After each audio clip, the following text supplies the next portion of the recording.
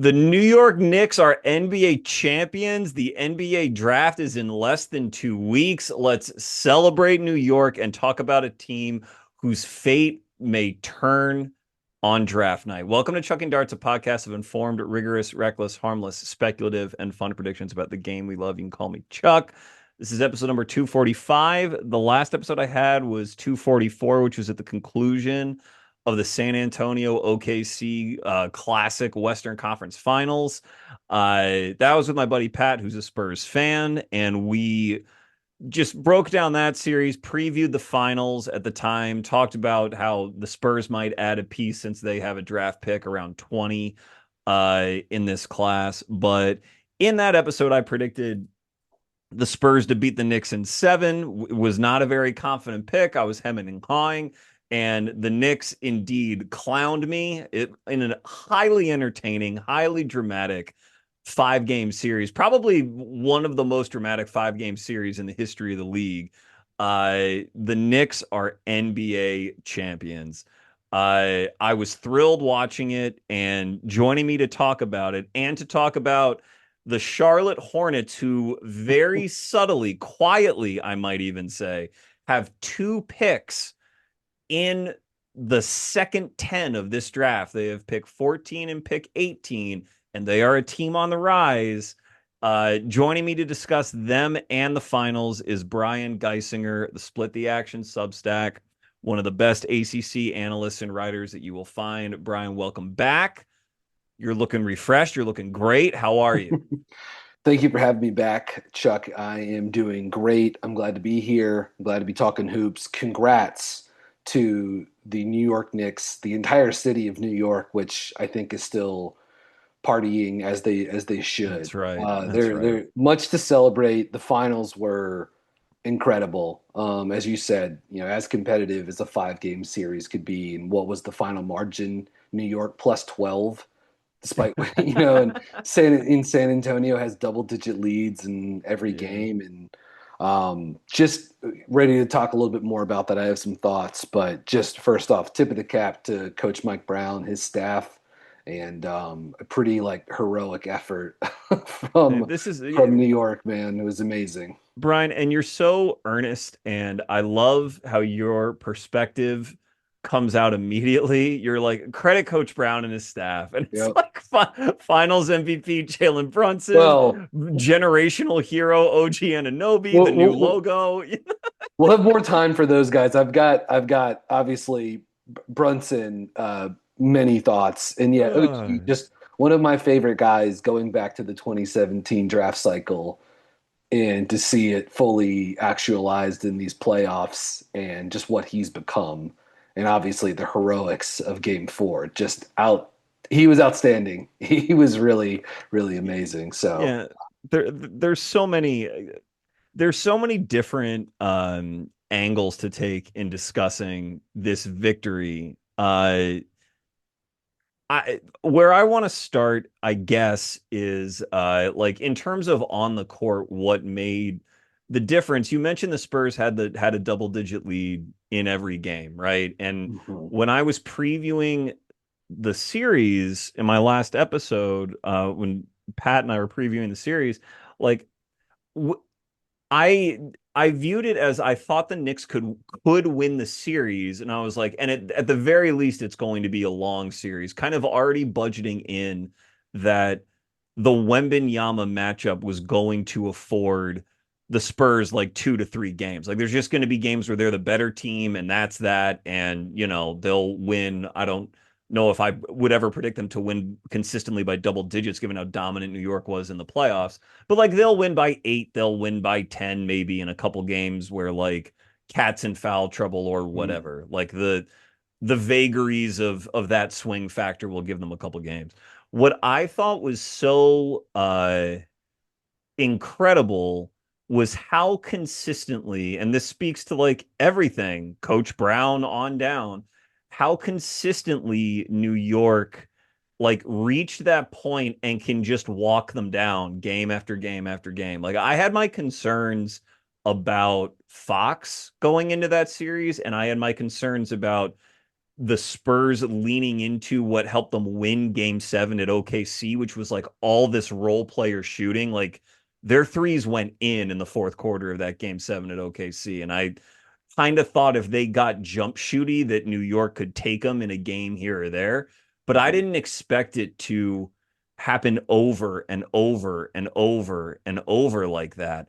And it's Brunson's just a special guy, man, because that's, I mean, the reason New York was good in the clutch, the reason they were so poised in second halves, the reason why their shot diet was consistently like more confident and less predictable than San Antonio's was Brunson. I mean, that it Mhm. they're a full team. I mean, they are a real true team, but Brunson is essentially a unicorn unto himself. I know that word is overused, but especially when we get to talking about this draft and all the guards that like franchises are hoping might be 90% of Jalen Brunson, like his ability to protect the ball, his ability to score from literally anywhere, and I mean like any angle on the Mhm. floor, and to get to shots that he's comfortable with using sort of the least amount of square footage possible.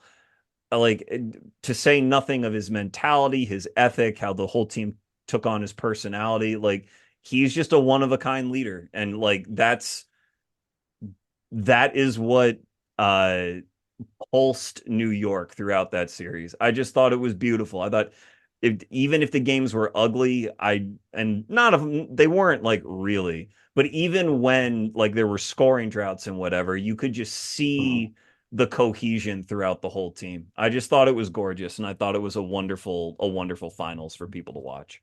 Yeah, I mean, it's so many things to touch on.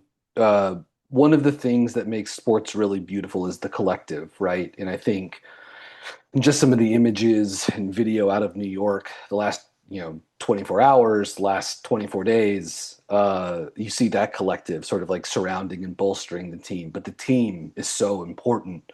And to see them sort of like go up a level the way that they did, to see, I know Towns had a tough game 5 and foul trouble a lot in the finals, but for him to play the way that he did, and some of the like the way he defended as a team defender, the way he defended one on one against guys like Evan Mobley, Victor Wembanyama, these guys that these sort of like unicorn big guys that came in the league years after him that you think they've passed him by, and all of a Right. sudden Towns is just shoving these guys around and playing his ass off. Um, Brunson, insane. I mean, I've been watching him play basketball for about a decade now, like a full decade. And going back to his, the Villanova days. And it's crazy when there's someone that like you're in on, that you believe in as a player, as a college player, as a prospect, as a secondary creator with Dallas, and as like a lead guard that like you think you're in on, you think you buy their stock. You're like, yeah, I'm in like the 90th percentile of like Mm. believers in this player or whatever. And then that person still just smashes your expectations of what they can do. It's insane. I mean, I've not to that kind of performance from a player, regardless of position, but if you just want to drill down to a guard, is just it's insane. Some of the degree of difficulty, the shots that he was hitting, just outstanding. And one of the guys that, ever since Brunson got to New York, and this really started the first couple of seasons when he was playing with Tibbs, one of the guys that I don't think these guys are like super similar in a lot of ways, but just in terms of like the style of the team and the way the offense is revolved around them. Brunson always, to an extent, or like watching him and his teams play, kind of reminded me of watching the Kemba Walker Hornets teams, Mm. which were teams that I watched all their games, was really there when Kemba like went up and became like a 3-time All-Star in Charlotte. I think a 4-time All-Star, but 3 times in Charlotte. And like he played for Steve Clifford predominantly. And Steve Clifford was a guy that like, is cut from like the Van Gundy Tibbs cloth, right? And like, don't make any dumb mistakes, don't turn the ball over and control the offensive glass. And those Hornets teams kind of always like punched above their weight on offense, even though they were just sort of like led by this one small, right? I mean, that's everyone's talking about the small guard creator thing Hmm. with regards to Brunson, but just led by this like smaller guard. And, Kemba was not obviously not the sort of like power, power back that Brunson is. So good with contact. Kemba needed his twitch and his speed to get separation, but another like, smaller guard, pick and roll maestro, and a guy that was also good at shooting off the ball. Like you would want to get them off the ball when you could at times, let them really like stretch their wings as catch and shoot guys. And those Hornets teams were so like they were good under those Kemba teams because again they didn't turn the ball over and they had this just dynamic pick and roll creator that everything ran through on offense. And obviously New York can do more. Towns allows them to like decentralize and diversify the offense more, while also like being this incredible pick and pop partner for Brunson that you knew he would be once he came over from Minnesota. Um, but to me, that is also why this Brunson led New York team could just like walk San Antonio down every game because of Brunson. And obviously everyone made huge plays, but you just have this guy in Brunson that gets the ball on the rim every time. Hmm. No turnover, shot is on the rim. I mean, he misses the possible game winner at the end of game four, then Anunoby soars in and makes the play of a lifetime with the tip in. But Brunson's ability to just like smash and get I don't know what his like points per possession on ISO and pick and rolls were in this series, but for them to be able to just like press that button every time and get like a decent shot and to know that they're not going to turn the ball over and San Antonio is going to be flying the other direction, that to me, beyond, I mean, there's lots of stuff to get into with Wembanyama, Fox, all these guys who had tough series, Harper going up a level. But that to me is why New York's like crunch time offense, whenever that would sort of like take shape, whenever they needed it to during these comebacks, was so potent. Um, Yeah.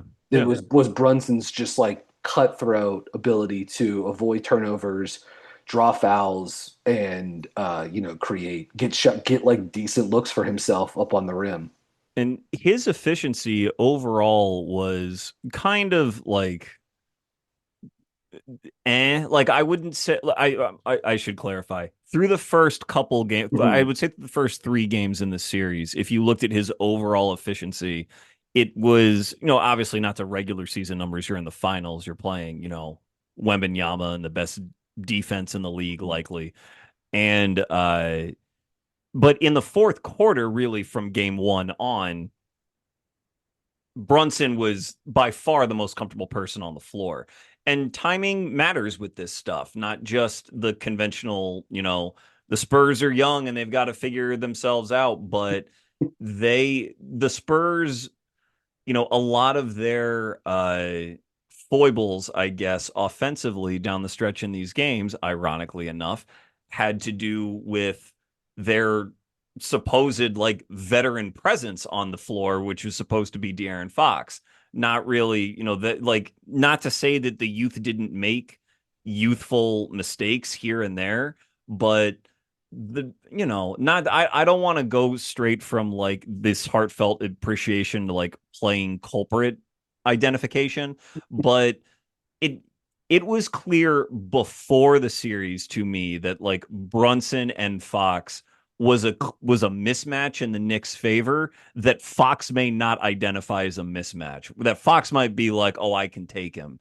And that is again sort of zooming too far out into sort of mentality land as sort of a read on the series, but it's Brunson's always going to get underestimated by, opposing points and opposing initiators because everything within these ultra competitive, ultra confident athletes is telling them like, well, I can match this guy. I'm sure I can match this guy.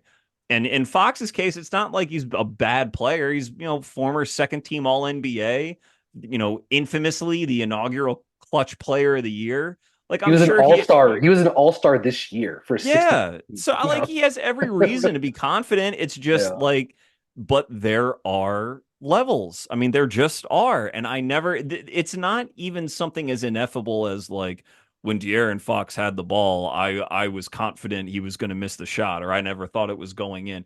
It's nothing like that. It's just that like you watch Brunson for long enough and you know that he is going to get where he wants to go. The shot, Hmm. like you can bother him, of course, and he doesn't make every shot and you can guard him really well, but he will have a counter or a solution at such a high percentage of the time where like you can understand his process. And Hmm. there's just not there's but a few players in the league who can approach offense with a process as refined as Brunson's. Very, very few. And the Spurs didn't have one, youthful or veteran who could do it. Hmm. And looking through just sort of the Spurs as a team, as a team, excuse me, they obviously arrived very early in their life cycle and windows shut and whatever, their windows not shut, but like you never know when you're coming back, all these cliches, that's fine. Hmm. But this team, to me, the big thing about this team is that they throughout the playoffs, the Knicks were the first team they played that was really like whole and could sort of outpass the Spurs rotations for the most part. Hmm. Yep. And the Spurs rotations are excellent. You saw sort of the towards the end of game 3, the one that the Spurs won, how they can really crank up their half court defense. And it's not like the Knicks ever really picked them apart, except maybe in the second half of game 4 when they were making their comeback. And even then, that wasn't like an avalanche. That had more to do with the Spurs offense drying up than it did with the Knicks, lighting them up.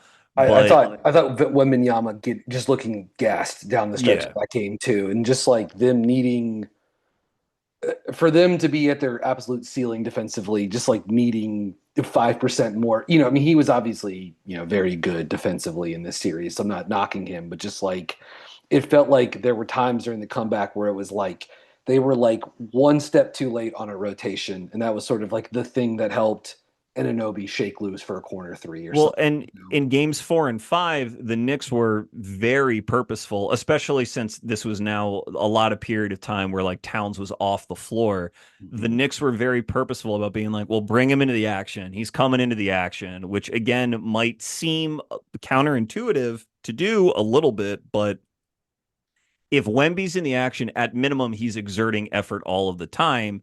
And since he's used to in the playoffs, having someone to cheat off of and, making that decision in this series, when he did it, it was usually Josh Hart or something, Jose Alvarado or something. Mhm. But the Knicks chemistry is so good and all of these guys are so used to, screening for Brunson and getting the ball back because Brunson will happily play off of the ball to make himself a threat that way.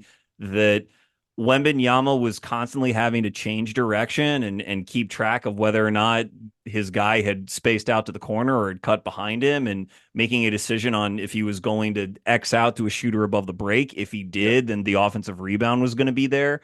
Like, is he going to try to switch an ISO and then where's the backline help and where's the rebounding help off of that?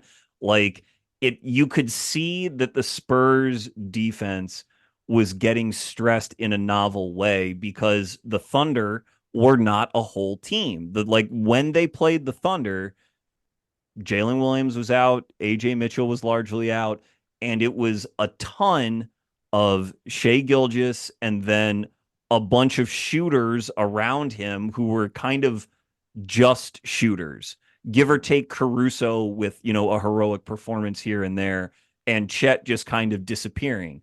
But it was a team that could not consistently punish the Spurs like with cohesive, democratized 5-man half court Mhm. ball. And, the Wolves were banged up when they played the Wolves, and the Wolves have like a non-shooter, non-passer in Gobert. It's not like they're the zippiest half-court team anyway. Same with the Blazers. And like the Knicks were just a different animal for them to deal with, for them to contend with. And that's like, what I mean, Wembanyama said that he's obviously got to learn from it. What else is he going to say? But Yeah. I think the lesson defensively for the Spurs to take is like, even when you have the best defensive player in the world by leaps and bounds, the right offense can really stretch and stress that Mhm. defensive fabric out. I mean, that's just the nature of the game. You play offensive ball well enough and selflessly enough with enough talent, like great offense will beat great defense. That will happen. And in games 4 and 5, I think that's what you saw. Yeah, the New York having obviously like a really an A1 tier one, whatever you want to call him, pick and roll creator. Obviously with a pick and pop five with Towns, obviously he can do somewhat. I don't want to even box him in like that. Towns can do so much stuff, but just seeing him pop and then drive by Wembenyama those like first few minutes of game one, when that was also the matchup that San Antonio Mm-hmm. opened the series with. And then the Knicks having these just like tall shooters on the perimeter that can also put the ball on the deck. Anunoby, Bridges. I know Shamit cooled off, but guys that can move around and shoot and also like attack a closeout, makes it really tough because then you've just got to make on some of those guys, you've got to make multiple rotations. And there were a couple times in this series where Wembenyama had to close out on Anunoby, and he just sort of skated by him and dunked at the rim. Um, I will say to your point on of having Wembenyama in the action defensively, it's also like the offense knows where he is too, and you can also just get him further away from the basket, Yeah. or you can really like dictate what his movements are going to be with your screening actions. And so, yeah, if he switches out onto Brunson or one of the other guards, you know where he is, and you can pull him away from the hoop and maybe this will be Carter Bryant at one point in time, but right now the Spurs don't have like they've got good wings on the team, but they don't have like a true four. Yeah. Like I mean, it was I guess Keldon Johnson, but he had a tough finals. I mean, I'm a huge Devin Vassell fan, but like he's not that type of player that can just like put out fires for you defensively on the backside, especially with all the collective size that New York can throw at that. And then I also thought if you have Wembenyama in the screening action on the initial screen, then there's just different stuff you can do against him to complicate his recoveries and his rotations. Like you saw, New York got at least a couple of buckets in this series in the Mitchell Robinson minutes by when he would screen and roll with Wembenyama as the screen defender, and you would see Mitch, sort of like set The the Gortat. Gortat or the Yeah. Tice screen or the Malik Brown screen, if we're talking draft prospects from Duke, but just like get in the way and delete and remove shot blockers. And then I actually think that's I feel like in both college and in the NBA, I've seen that a lot this season where teams have tried to like um, get shot blockers, like, have them at the rim, but have them like outside of the play because they're just being shielded off by what is essentially a moving screen, coming down the lane. And so again, I thought New York had good stuff sort of like queued up to pressure him in those situations, and it was like just enough. Like you know what I mean? Like Yeah. it was just enough. They score, basically over just barely over 1.1 points per possession in this series.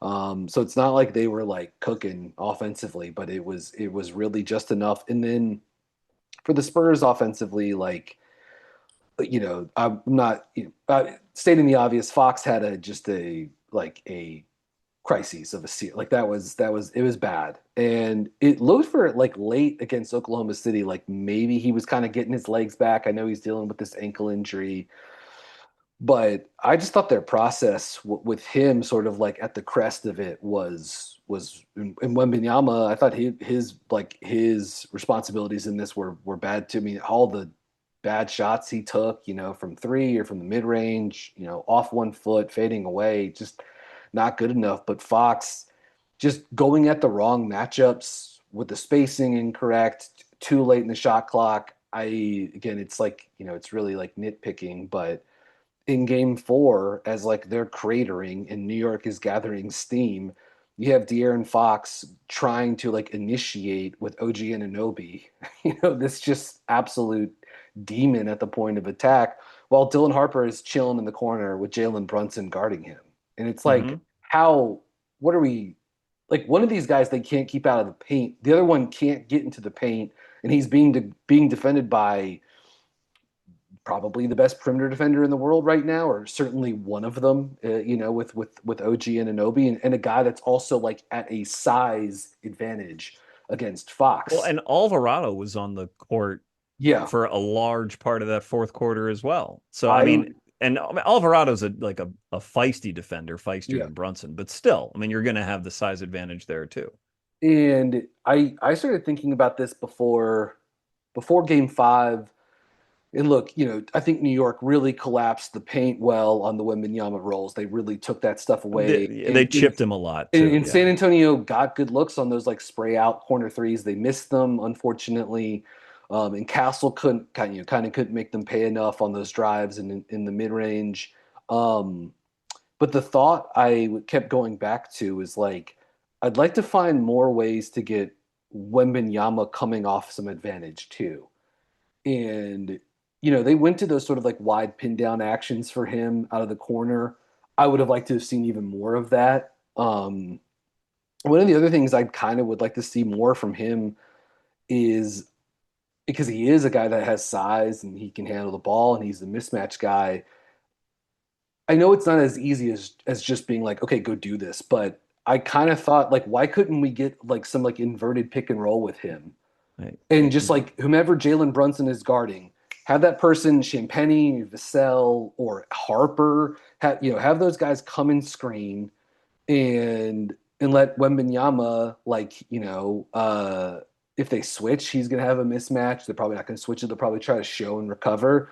Well, all of a sudden you can outlet it to Champagnie or Vassell or Harper, and then you can play 4-on-3, on the backside. And again, it's like I don't think that's a part of his game right now, and that's easier said than done against a good New York defense. Like I don't think like running 4 token inverted pick and rolls per game with Wembanyama as the ball handler would have like changed the series necessarily, but just having more things to do that would allow him to um, not either get the ball like late in the shot clock and trying to like create one-on-one, or like having him like space out and try to go downhill at Towns when you've got Anunoby and Bridges and Hart digging in the gaps and making like straight line drives just an effing impossibility, you know? Well, yeah, so you're saying a couple things I love in general that can like zoom all the way out into sort of draft philosophy, and a couple things in specific as well that I think are very noteworthy.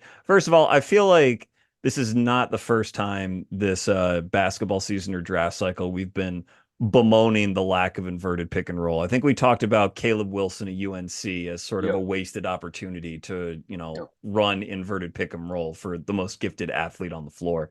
But I think in general, look, I am the last person who should be criticizing the Spurs team build, because the Spurs team build is obviously excellent because they made the finals when everyone's a puppy. So kudos to the Spurs for their draft work. Obviously Wembanyama is one thing, but and Harper, obviously was a high pick as well. But they've nailed lots of picks in building their team. I talked about that in my last episode.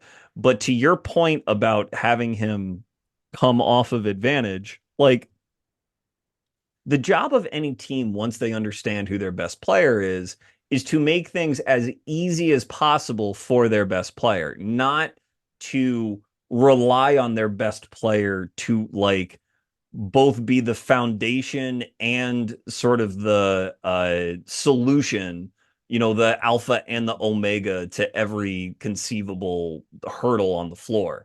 Like Wemby can't be your best source of gravity and also like your best individual shot creator. And what I mean? Like you can't just, even if they aren't like being blatant that that's what they're asking of Wembanyama, if it comes out on the floor that you're not doing anything to really free him up, like he's got to roll harder to the rim or he's got to demand the ball in the post, like no, that's not the right way to go about it. And I feel like I'm half straw manning that because I don't think the Spurs are really thinking this way that like, oh well, Wembanyama's got to grow up and lead us. I don't really think that they feel that way at all. I bet But not. the point you made about not picking on Brunson more in these fourth quarters sometimes, that like I thought the Spurs would figure out a way to do that, and I think it was a canny move by Coach Brown to stick him on Harper while Fox was on the floor, because what that is essentially a bet or a challenge to Coach Johnson on the Spurs side to be like, how how well have you prepared Fox and your team at large for a scenario like this where the best thing to do would be for Fox to get off the ball in a big moment like this? Because it would, it takes some very difficult conversations and a lot of foresight, over the course of this year to prepare that team for the possibility that Harper should be the guy with the ball in his hands. It's one thing for you or me or any analyst out there to be like, well, it should be Harper's team and it should be Harper's team, but identifying that ahead of the NBA finals so that the player with the max extension that's about to kick in, who's played in a lot of clutch games and has like won a lot of games in the clutch, preparing him mentally and getting him on board with the idea that the best use of him may not necessarily be in this starring closer role, that asks a lot of a coach. And that's, look, all these coaches are doing are playing percentages. They're just trying different looks, and it's just sort of elevated trial and error, educated guesswork based on a ton of scouting. But the idea was, you guys are a little locked into the roles that I guess that were on paper to begin the year. When they got De'Aaron Fox, the expectation was he's going to be our starting point guard. He's going to be our initiator down the stretch in tight moments. And it was, how more flexible have you become as new information has become available to you over the course of the season? And at the end of and you heard Mitch Johnson say it in press conferences kind of inelegantly that like, we're just going to keep banging our head against the wall the same way we're going to do. I'm That going to fall into the coach speak trap of being like, I trust my guy. I'd give him the ball every time in that same situation. And that's sort of like, it's not as simple as saying like checkmate, but the Knicks, I'm sure the Knicks were fine hearing that like there was going to be no adjustment or no sort of experimentation on the fly, that nothing had been mhm. prepared for such a situation. And, it's another part of the chess match. But I think kudos to New York for pushing the Spurs, like testing the Spurs in that way. And you very rarely see the Spurs kind of outcoached in any sort of way, really, or in such an identifiable way. But like the Spurs, for whatever their old dynasty was, sort of the silly media narrative about them was that they were quote unquote boring, when in reality, like there was no more dynamic, flexible team in the league, really, about how they were played or how they were coached or what they would respond to, what different schemes they would try. Mhm. And they were the less flexible team in these finals. I mean, that's just how it happened. And kudos to the Knicks for again getting to that level. Yep. Look, the I the comments that Mitch Johnson had between games 4 and 5, I was like, I I guess on one hand, it's like, what do you expect him to say? You gotta Uh, inspire confidence, blah blah blah blah, whatever. But like, it was like, I, if I, as hilarious as this hypothetical is to consider, it's like if I were in that shoes, I would be like, we gotta try everything. Like we're considering, we got an extra day off. We're considering everything to say yeah. like we're going to keep just pushing the deer and fox button when that has not been working, was from a messaging standpoint not great. And then obviously look, Harper got his chance to shine in game 5 and he was spectacular, save for a few moments maybe down the stretch. but just incredible for a 20-year-old. Fox being such a liability off the ball. I was just pulling up the numbers. He was 4 of 16 on catch and shoot threes in the finals, 25. And that's never been his game, It's off the never ball been his. shooting. That's Yep. that's what has made him kind of an inconsistent Mhm. player over the course of his career. But yeah. Hard to build, like a guy that's can be hard to build around, and that's going to become something that San Antonio is really going to have to consider as he's about to become even more expensive of a player. And you've got these other young ball handlers waiting in the wings. And the thought I even had the other day, as I think this was after game 4, as it was like, wow, New York has really just like grabbed control of this. They're about to close this out. Was my thinking, was that like the Spurs are, they're young. This team is like clearly, going to be good for a while, barring just, horrible, unspeakable things happening. But um, it is a little unfortunate that you have the 3 best players, I think I can say, on a team that had a good chance of, when it came into the finals as like the favorite, on rookie contracts. Like, I don't know if I've ever seen that. Wembenyama, Harper, Castle, all on rookie deals, and they're all going to be on rookie deals next year too. And the thought I had was like, that should be. And I know some of those guys were like, obviously, all 3 of those guys were like very high picks, so like their rookie scale contracts are more expensive than the 16th pick, obviously. Um, but that would be this like golden opportunity to like put veterans at positions of need around these guys. Yeah. Like how that this should be a time that they could be going out and spending money on stuff, and maybe we'll see what they do this off season. But just to have this like the albatross contract of Fox, his salary going up, it's just like it's a. I mean, maybe hindsight's 2020. I think some of this stuff, like, yes, you traded for Deere and Fox before you knew you had Dylan Harper on your roster. And look, maybe there was like a wink wink extension talk with Clutch, Oh, I'm sure there was. There but is like all over the league. But in yeah, I in mean, in Clutch gets what they want, you know what I mean? Like Rich Paul, he gets his money, maximizes it for his clients or whatever. But like you came to that agreement after you knew you had Dylan Harper and Steph Castle on your roster. So again, it's been a very good team build thus far, but it's just like the opportunity cost. You know what I mean? of course. Is tough because right now should be a roster that should be like screaming out like use money in free agency to sign guys in that complement these guys and like that like help get sign a forward to play next to Wembanyama and sign another shooter, and they're just a little hamstrung because they've got veterans on this roster. And Cornette to an extent was one of, he was sort of like a luxury item for them to go get, and then he ended up being unplayable, in the finals too. So sometimes it you can sign the seemingly the right guy and it still doesn't work, I guess. Yeah, and I don't even want to be like second guessing them for the Fox extension, really, because I mean, like when that trade was made, I was sort of like, okay, like I didn't really love the Fox Castle fit, to be quite honest, at the time, but that I don't know. That was just sort of me being like shooter brain, like who's sort of the elite shooter here that is really helping Wembanyama out as their second guy.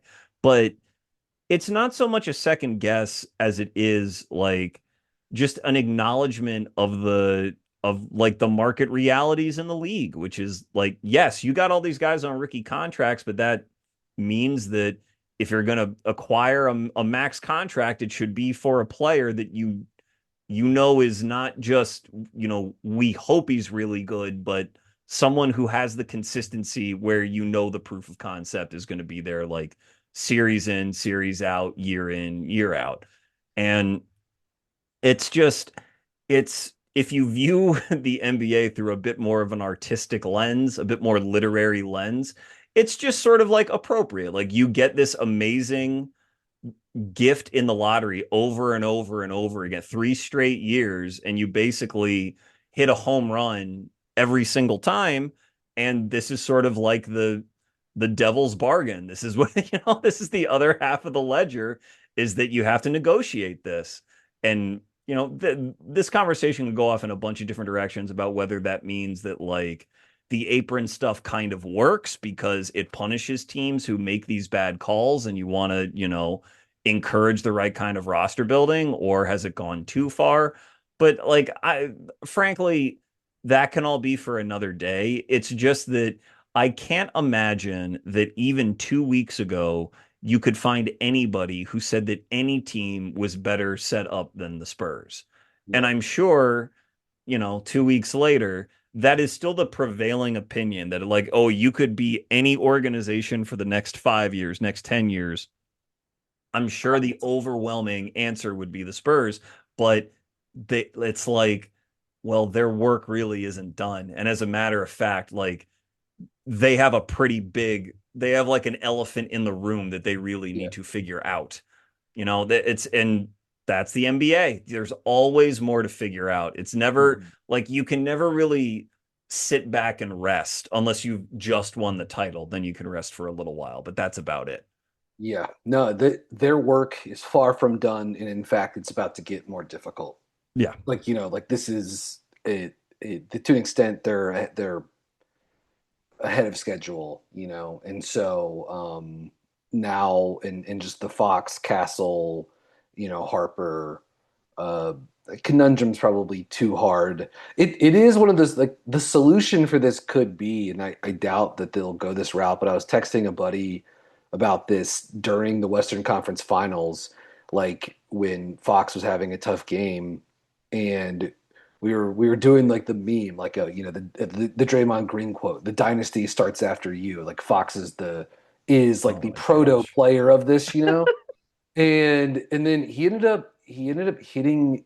They ended up, I think it was Game 6. They ended up winning it, and then I texted my buddy back and was like, or maybe they just have the most expensive six men in the NBA for a Yeah. couple, like I suppose that's a path. I wouldn't bank on it, but I suppose that's a pathway. There's just two more small things I want to say about the Spurs. In one, just to put a bow on the like offensive process for the San Antonio, and the sort of like the different actions they're running, who they were targeting. I just would have liked to have seen things that were going to involve Towns. If you use Wembenyama and he's the one coming off the down screener, you're running an inverted pick and roll, and the guy that Brunson's guarding is setting the screen. The two guys that New York cannot, I mean, maybe this is not true of Towns, but like the two guys that, like, when they are taken off the court, New York is just is a very different basketball team. You're putting those two guys in the action and making Hmm. them more liable to get fouls. And look, just because you're not involving OG Anunoby in the defensive action doesn't mean he's like out of the play. Obviously, he's going to be as a helper, just like putting out fires everywhere on the court and Right. plugging Or he'll holes. scram into the action when he Right. can or whatever. But Yes, at of course. least they're not directly involved in the action. Right, Like right, right, right, right. Yeah. that was my other thing, is that like you're targeting the two guys that New York are probably their two weakest defenders, I would say, by a pretty fair margin, though they're not bad. But also the two guys that just like they cannot afford to get in foul trouble. They need them on the floor, and they need them as fresh as possible. And the last thing I wanted to say was, because I think I've only mentioned his name a couple of times. He's someone that definitely gets like lost in the weeds a little bit with San Antonio. Who knows if he'll like be on the team when they like really make their like ascent. But like I've been a big Devin Vassell guy Hmm. since he was a lightly used freshman his first year at Florida State. You can find things that I wrote in like 2018, 2019, being like, this guy's an NBA player. I really like his game. Shot 47% on catch and shoot threes in the finals. His defense has not been like as good as I thought he would be as a college player, but I thought he defended quite well in the finals too. I just thought he Hmm. really handled his business and was a really solid complementary player around the sort of like high wattage stars of San Antonio. I know absolutely he's an expensive player now too. I was sort of just talking about But you know how what? San Antonio is. So's Bridges and so's Yeah, Anunoby, and the Vassell fulfills a similar idea. yeah. Maybe not to the same extent all the time, but certainly a similar idea. He has just become such a kick-ass shooter. Yeah. off movement, and all the creative ways they can use him. So just wanted to give a tip of the cap to Devin Vassell. He's a guy that I have liked for a long time. And very cool to see him playing in the finals and playing at a high level, albeit in defeat. And what I really like seeing out of Vassell, which is not an X and O, it is just sort of like he it sounds quaint to be like he suffered through the dark years of the San Antonio Spurs. They have like, two dark years at a time every 20 years. But like And it nets them the best player in the world. exactly, he's there for sort of like the primary DeRozan years. Yeah. But like Devin, you always it's always nice to see when a player gets the chance to play in the playoffs, how they respond sort of like emotionally, like how their personality comes out. And Vassell was like ready for it the entire time. Not Mhm. a surprise coming out of like a Leonard Hamilton you know, program, but just like his whole attitude throughout that series with the Thunder and everything, like he likely won't get the credit as again sort of like setting the setting sort of the approach of the team because he is a quote unquote like high role player, Mhm. but he gave no quarter to anybody throughout the entire playoffs. And you can tell that their investment is well worth it. And when you have high level third options, guys who can scale up if they get really, really hot, guys who can pick up the primary assignment on defense, really good teams end up paying a premium for those guys because the idea is those are the guys that can help get them over the hump in really intense playoff matchups. And Mhm. that's what the Knicks did, both with Bridges in terms of draft capital and in Anunoby in terms of his extension when they traded for him. I mean, Anunoby's making what, 40 million a year, which was called an overpay by just about everybody when they signed that.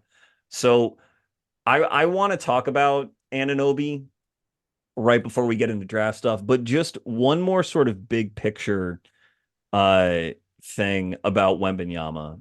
Because I feel like I've made it sound like it was inevitable given these micro disparities along the way that the Knicks were going to win. And it really was not inevitable at all. I mean, again, they led by double digits in every single game, the Spurs did. But what we've been talking about how to set Wembenyama up and who's initiating and what approach they're taking or lack thereof offensively. A reality about the modern NBA is that you like even for a talent as monstrous as Victor Wembanyama and as advanced mentally, because I mean Wembanyama is smart beyond his years and how he reads basketball and how he sees the Absolutely. game and everything. Certainly. Yeah. Like there is like with very few exceptions, if you are not sort of a primary point guard brained initiator coming into the league, chances are you will end up playing off of a point guard brained initiator. And it doesn't always need to be a point guard sized player, but like even someone like Wembenyama was kind of at the mercy of Fox, Castle, Harper, like Mhm. whoever initiated the action. And like again, I'm not saying that it's on Wembenyama to become a 7'5" point guard. That's insane. But I am saying that even a 7'5" hyper intelligent MVP level player, DPOY until as long as he meets the threshold kind of guy is still going to depend. And like some people would say that's like a beautiful thing about basketball, but he's still going to depend on the decision making of guys way down sort of the organizational priority list because it's always going to be about him, but he's still going to rely on someone else. And that's just how NBA offense works now because they're going to go up against such good initiators, guys like Shea or Brunson. If it's not going to be them one year, it'll be Luka the next year. Mhm. It's like you're just going to have someone who can at least play that to a draw a little bit. And if you can't, then you're going to be behind the eight ball. I mean, that is sort of his sort of dependence offensively on what the Spurs were running and who is initiating is another sort of takeaway I'm going to have from this series. Yeah. It's also why, like, to just to bounce off this is why Jokic is like so special, It's right? right. It's You know, exactly like right. because he is 7 feet, 300 pounds, but he has that point guard brain. He's got the handle, he has the strength to post, and like ultimately, like one of the things you're talking about is like when you have the ball, do you have the ability to draw a second defender to the ball and then like make a play out of that? And Victor, when he's rolling to the rim, can draw like four players to him. He Yeah. has this like incredible, gravity that he's just going to collapse the paint when he rolls, and that's going to make life easy for guys like Devin Vassell or whomever is spotting up or around those looks. But I don't think he has that with the ball. He just does. That is something currently he as amazing of a play finisher as he is. And look, there just aren't a ton of 7 foot guys who have that. Again, this is why Jokic is like so special. He can do all this incredible play finishing and play off the pop, but also you can just initiate hit with him as a 5 out center or inverted screening Yeah. actions. You can put him All, anywhere on the all, all of floor. these things. Anywhere Yeah, on the floor. Yeah. he's insane, and just it's gonna be really interesting to see like where Wembanyama goes from a player dev standpoint, like the skills he looks to add, what he looks to refine, what he looks to work on, um, and sort of just like how he, I think, on possessions basically where like he is relying on like one or like two or more dribbles to finish or to like initiate or playmaker or whatever. Like what does that process look like? Can he become a guy that could one day force defenses to put a second defender on the ball, and then that could all of a sudden that would allow him to be the guy Mhm. that's like creating the advantage and really like opening things up for everyone else.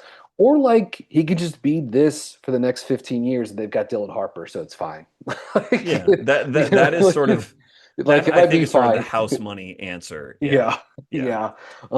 So it'll be interesting. And like, look, maybe one of the special pieces of New York is that they had this like awesome, you know, uh, pick and roll ISO perimeter initiator scorer, along with this like 5 out, Absolutely. big dude in Towns that can initiate and play make and Yeah. A can dribble pass shoot center. They're not in they're not easy to find. Yeah. they are like the most rarest commodity in basketball. So yeah, I again lots of thoughts on Victor going forward, but this was just an incredible season for him. And to get to the finals, Unbelievable. just he was ridiculous this season. I really enjoyed watching him play. I'm I understand why, he generated such animosity from opposing fans in the playoffs, but like, I, you know, I'm not a fan of any of the teams that he played against. So like, I just don't have to concern myself. It's like as Steve Jones Jr., the dunker spot would call him, the hashtag the antics. I just don't have to concern myself with those things and got to just like enjoy this guy's immense unicorn style talents. And I'm looking Yeah. forward to doing it going forward too. I think as far as any antics, I am pleased with the antics. Count me as pro antic as long as he's not hurting anybody. Sure. Because if you have no antics, then you're Tim Duncan. You won't find a bigger Tim Duncan fan than me, but then people are gonna be like, he's boring, he's bad for the game, and blah blah blah. Well, you just can't. Damned if you do, damned if you don't. That's fine. Yeah. Victor is a young man who's very unafraid to show his personality, and Mhm. his personality like it doesn't need to be for everyone, but it's a personality that like is very self possessed. He is there's not sort of like how should I say it? I don't like I'll just leave it there. He's a guy who's certainly thought through himself. I'll say it that way, and I appreciate that about him. Like him or dislike him, which obviously everyone is entitled to their opinion. He has he has put real thought into sort of his approach to the game. And I think that's great. And you can see that for all of its strengths and for all of its flaws. Uh, on Anunoby, since we've managed to go however long we've managed to go without like really discussing the greatest NBA play in like since 1998. Yeah. The Anunoby is, again, I don't want to keep using this phrase unicorn, but Anunoby is sort of like a draft like it's the realization of a draft ideal that teams go after like every single year. Oh, if only we could get this extremely projectable, physically gifted wing who can eventually lock down, the best forwards and guards in the league, but also score efficiently and add a little bit to his game offensively year over year over year. And that that graveyard is deep with guys that teams thought might be that and who were not that, from Stanley Johnson to Patrick Williams to just I'm I'm leaving like probably dozens plural of players on that list. But I mean, 2 years ago, Zachary Risachet was the number one overall pick. Not that Zachary is 240 pounds the way that OG is, but drafting him that high was with a similar idea in mind. So I want to take a moment to appreciate how how much the exception to the rule OG is and what his player development, like what is so unique about it. OG was hurt in college, uh came in after like he tore his ACL his sophomore year, entered the draft, fell to the 20s, uh and was on that Raptors team that won the title, but he didn't really play in that playoffs. But that was like Wing University at the time because they had Siakam that Masai had drafted and Anunoby. They acquired Kawhi Leonard, and OG in the early part of the 2020s after Kawhi had departed, but sort of the skeleton that team was left over, then had Scotty Barnes to contend, like to, I don't want to say to contend with, but like they started to reorient around Scotty Barnes. OG still wasn't the healthiest player here and there. And eventually, I think that was sort of a mutual parting of the ways where the Raptors didn't want to sort of build around Anunoby because they felt that Barnes had come in. And Anunoby probably felt like he had more to give somewhere else and wanted more opportunities to let his offense kind of shine. And I want to emphasize that, like, though their ultimate decision to trade him for what they got, uh, you could tell at the time was not very good, because RJ Barrett and Quickly, for whatever they can offer as players, both of their ceilings are considerably lower than what OG had shown, even in fits and starts in Toronto. But I think a calculation on the Raptors side to say, you know what? It's just very unlikely that this guy is ever going to actualize like whatever tantalizes us here and there. I can understand that thought process. It's the odds are much more likely that the Wings bite off more that they can chew offensively and they end up becoming kind of tunnel vision drivers and they become a bit more turnover prone and their shot just doesn't go in enough and they become more just sort of like bench piece offensive players or low usage starters.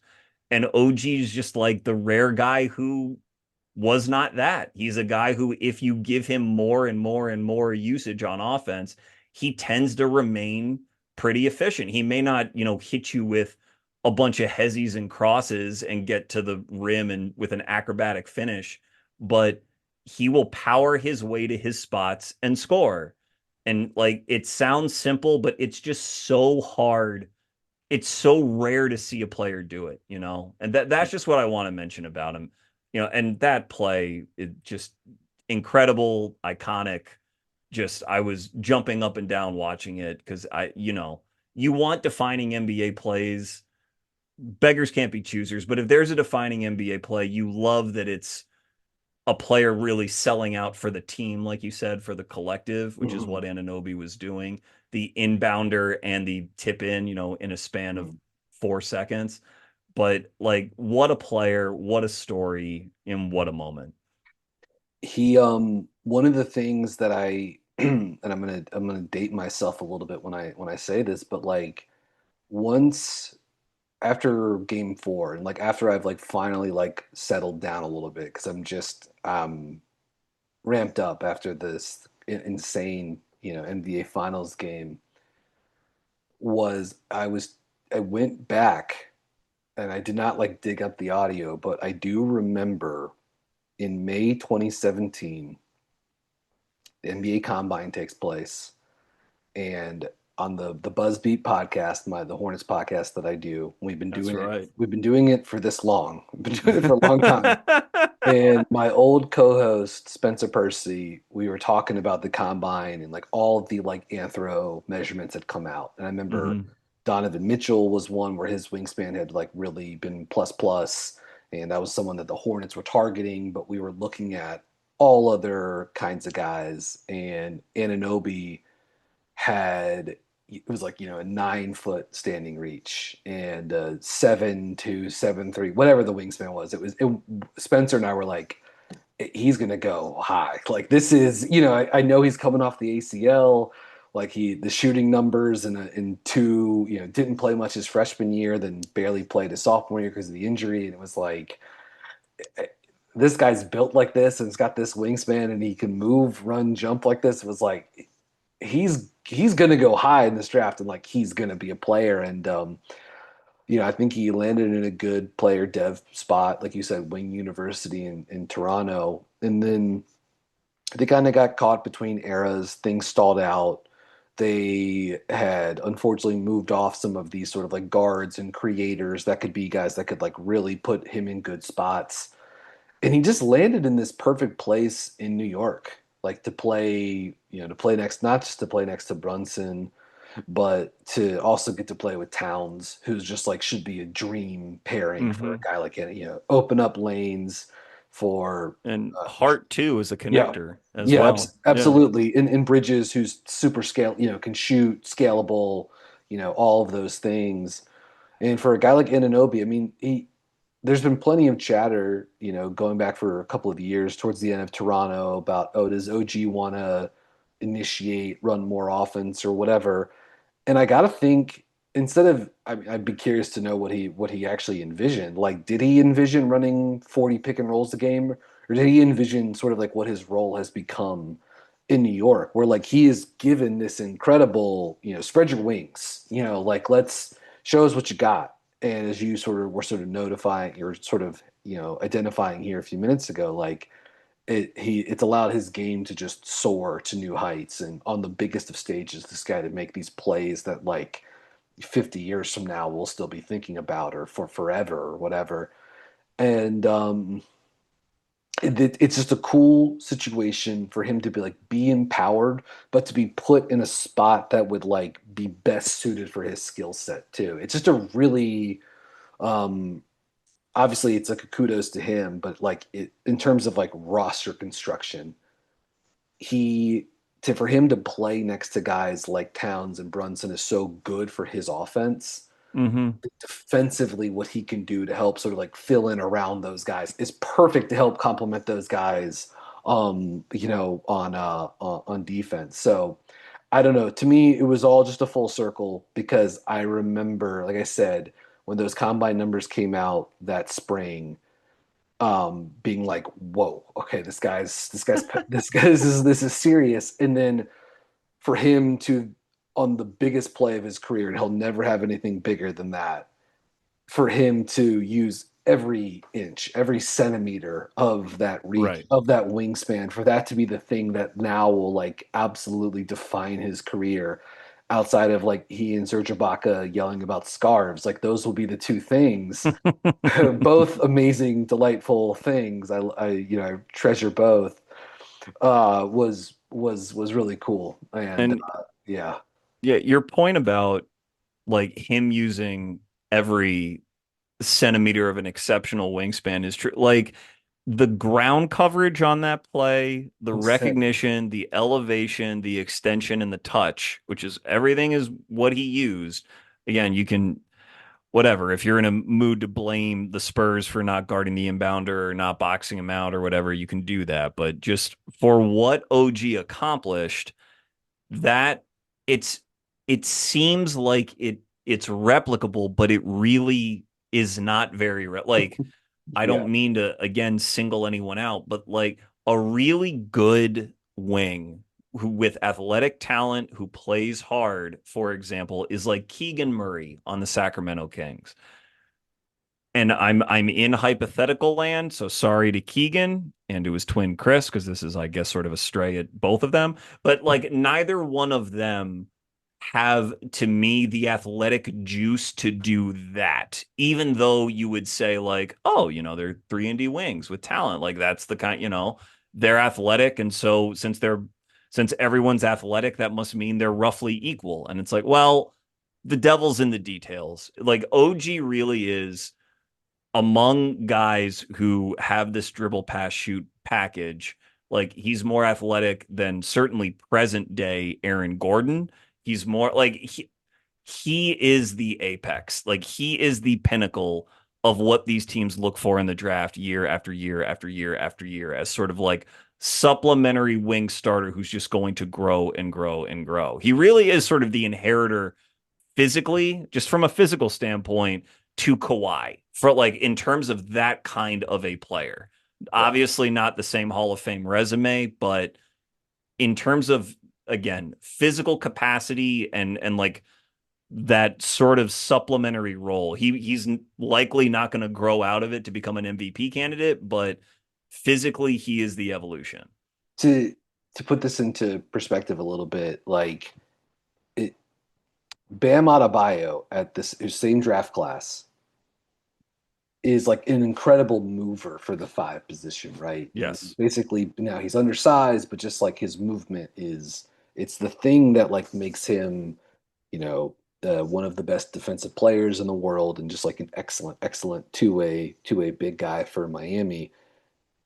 And he does move incredibly well. Anunoby is like the same size as him. He's Mm-hmm. maybe like an inch shorter, but in terms of reach and wingspan, they're basically the same. And think, I mean, maybe again, I don't mean to like shortchange Bam, and maybe I'm just taking what you did with the Murray twins. I'm just like looking at it from the other angle here. So forgive Yeah, me. I'm not I don't. not. I don't want Idris upset at me. Yeah, I The don't like. Murray twins are very very gentlemanly. Young guys. Absolutely.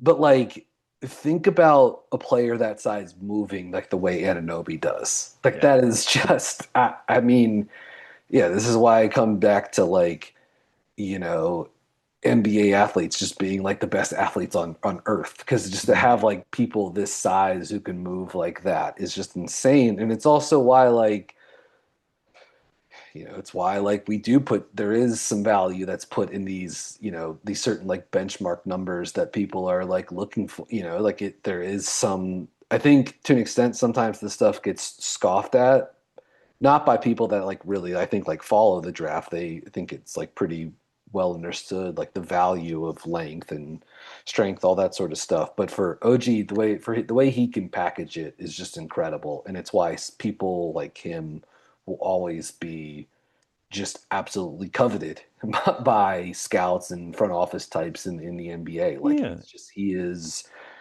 yeah, he's the evolution of that position, and it was cool to see him obviously put it all together, and for him to shoot the rock the way he did, and like this is the dagger threes from everywhere, plus the catch and go drives, plus the defense, plus the high wire playmaking. It was sensational. yeah, and guys like you know, Bilal Coulibaly or Jarris Walker or Carter Bryant himself should Mhm. should just give OG a nod. It's Yeah. because of Yeah. guys like him or Kawhi that they're going to continue to get drafted very high, Mhm. with good reason in a lot of cases. Like these teams got to try. They can't just assume that it's not going to work out. You got to try.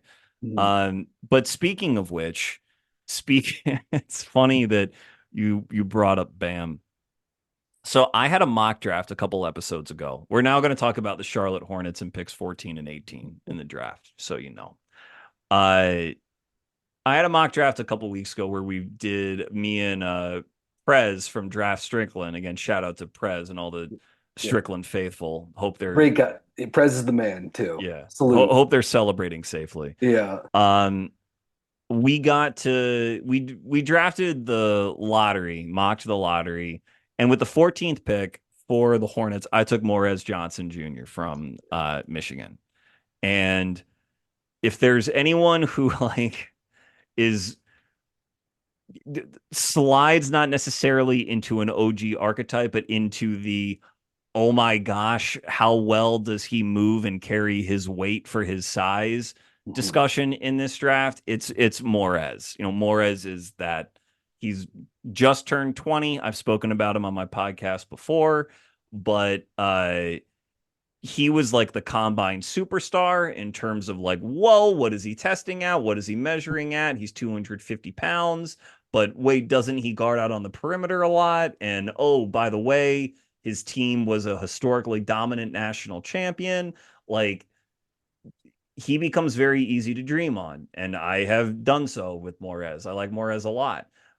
And if there's one thing that the Hornets, and I would have had you on regardless, but the reason that I like talking about the Hornets so much is that the Hornets have made like a couple very important steps in their development as an organization. But what they still don't have is sort of like the truly physical exceptionalism to just sort of win battles over and over and over and over. Like when their offense cooks, like it did in the second half of the year, it can be like a breathtaking offense of like movement and shot making and improvisation from LaMelo, coupled with sort of like very fundamental excellence with Knipple. Miller can get very, very hot, but there still is just a sort of lack of physical toughness and the ability to overwhelm opponents. And it would seem like Morez would address that, for whatever you want to say about drafting for fit, but it certainly seems like it could be like a happy marriage there. So, Brian, like, have you scouted Morez? Do you know if there is real interest in Morez from Charlotte's side? How could you see him fitting if you believe that it could really work out with both sides there? Yeah, I've watched a lot of Morez going back to his freshman year at Illinois. I thought the block that he got hurt on at the end of his freshman season was a chase down block. I don't remember who it was on. Was I thought like the block of the year in college basketball that season. It was just like an eruption of hustle and ground coverage from Morez. And then I watched every minute of him playing with the U19 USA team Yeah.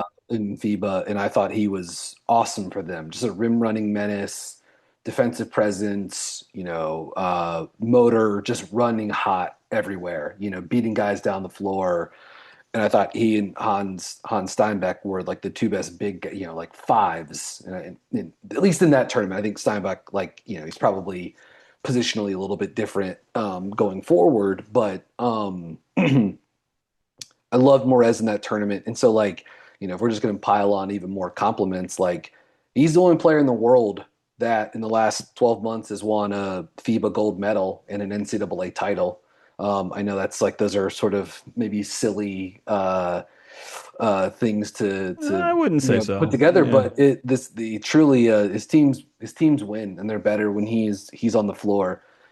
The day before the game four New York win with the Anunoby putback, I actually was watching the Washington Michigan tape.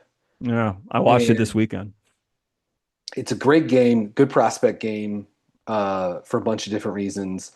And Morez has a couple offensive rebounds in the game, but my favorite that he has, someone takes a takes like a I think a three, and he's sort of like middle of the lane, kind of like maybe sort of like left elbow. And Steinbach, who's pound for pound one of the best rebounders in the country this season, is turning, like he sees the shot go up as he does all the time. He turns, he's getting ready to box out on Morez Johnson, and Morez Johnson does like a swim move around him, sheds the box out from this, like, again, lottery talent, one of the best rebounders, not in the NBA, in the world, and he gets to the front of the rim, grabs the offensive rebound. I think he puts it back up and scores. And that was another one of the things that I was thinking about, like the day after Anunoby's putback, like these two just absolute physical specimens of length, quick reflexes, power, like finding different ways to just like get to the front of the rim, and just having like a nose for the ball. And like it's one of those, the thought I also had was like, even if San Antonio hadn't done the double team, like or switched, or had pulled out multiple defenders on Brunson, that like Anunoby was finding a way to the ball no matter what. You know what I mean? That was sort of like the sort of like fanciful thought that I had. I think Morez Johnson would be a great fit in Charlotte for a few different reasons. Positionally, I think he's someone that, while I think he has the ability to play some four, I think sort of like long term he's someone that will play the five in the NBA. Mm-hmm. As good as Moussa Diabate was this season for Charlotte, the hustle player of the year, breakout season, he was outstanding.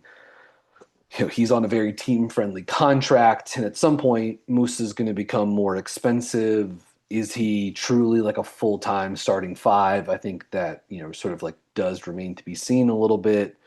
And so someone like Morez, in theory, could be like the heir apparent, the long-term solution to play the center spot on a rookie contract, as Khan, Knipple, LaMelo Ball, Brandon Miller are like ascending.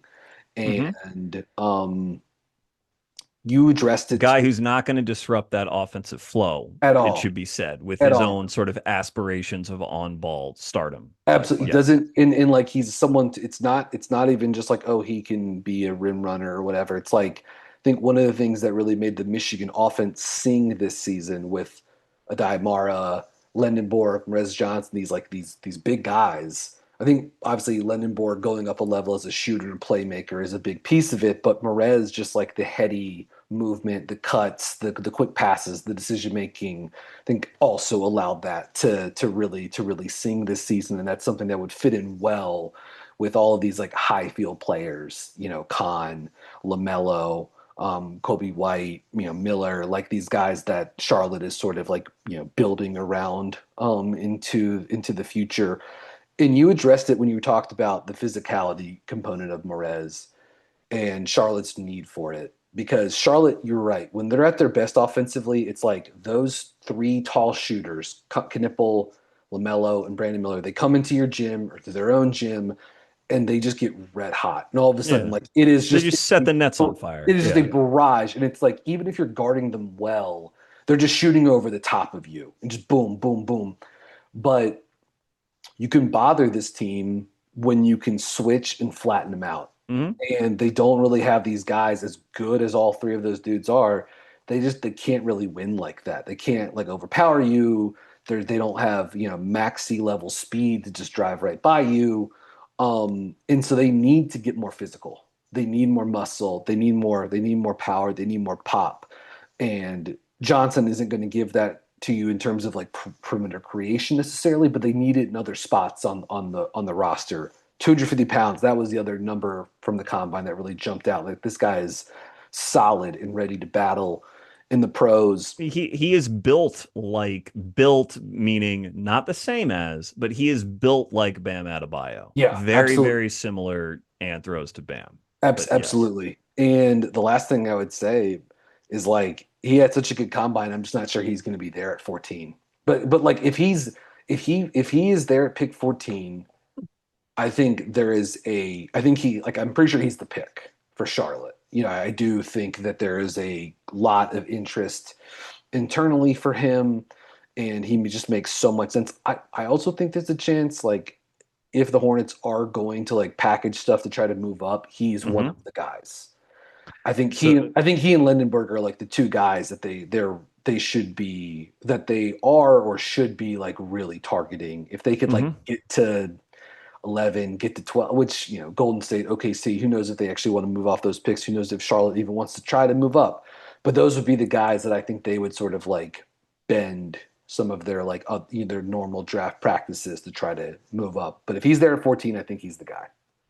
Yeah, this is why this draft, I think this draft has certainly been one of the most difficult for me to crack, or at least to think that I've cracked, in my time doing this, which has just been sort of each draft this decade. But also, I think one of the most exciting going into draft night because it is very deep and there are lots of different players for organizations to fall in love with, rightly or wrongly. So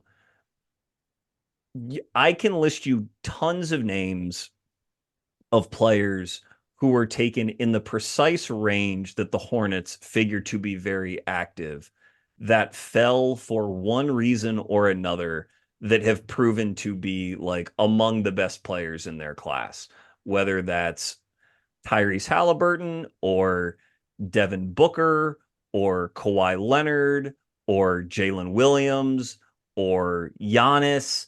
Like there, 10 to 20 is a particular, like, it is an opportunity for a team to really turn its fortunes in the NBA.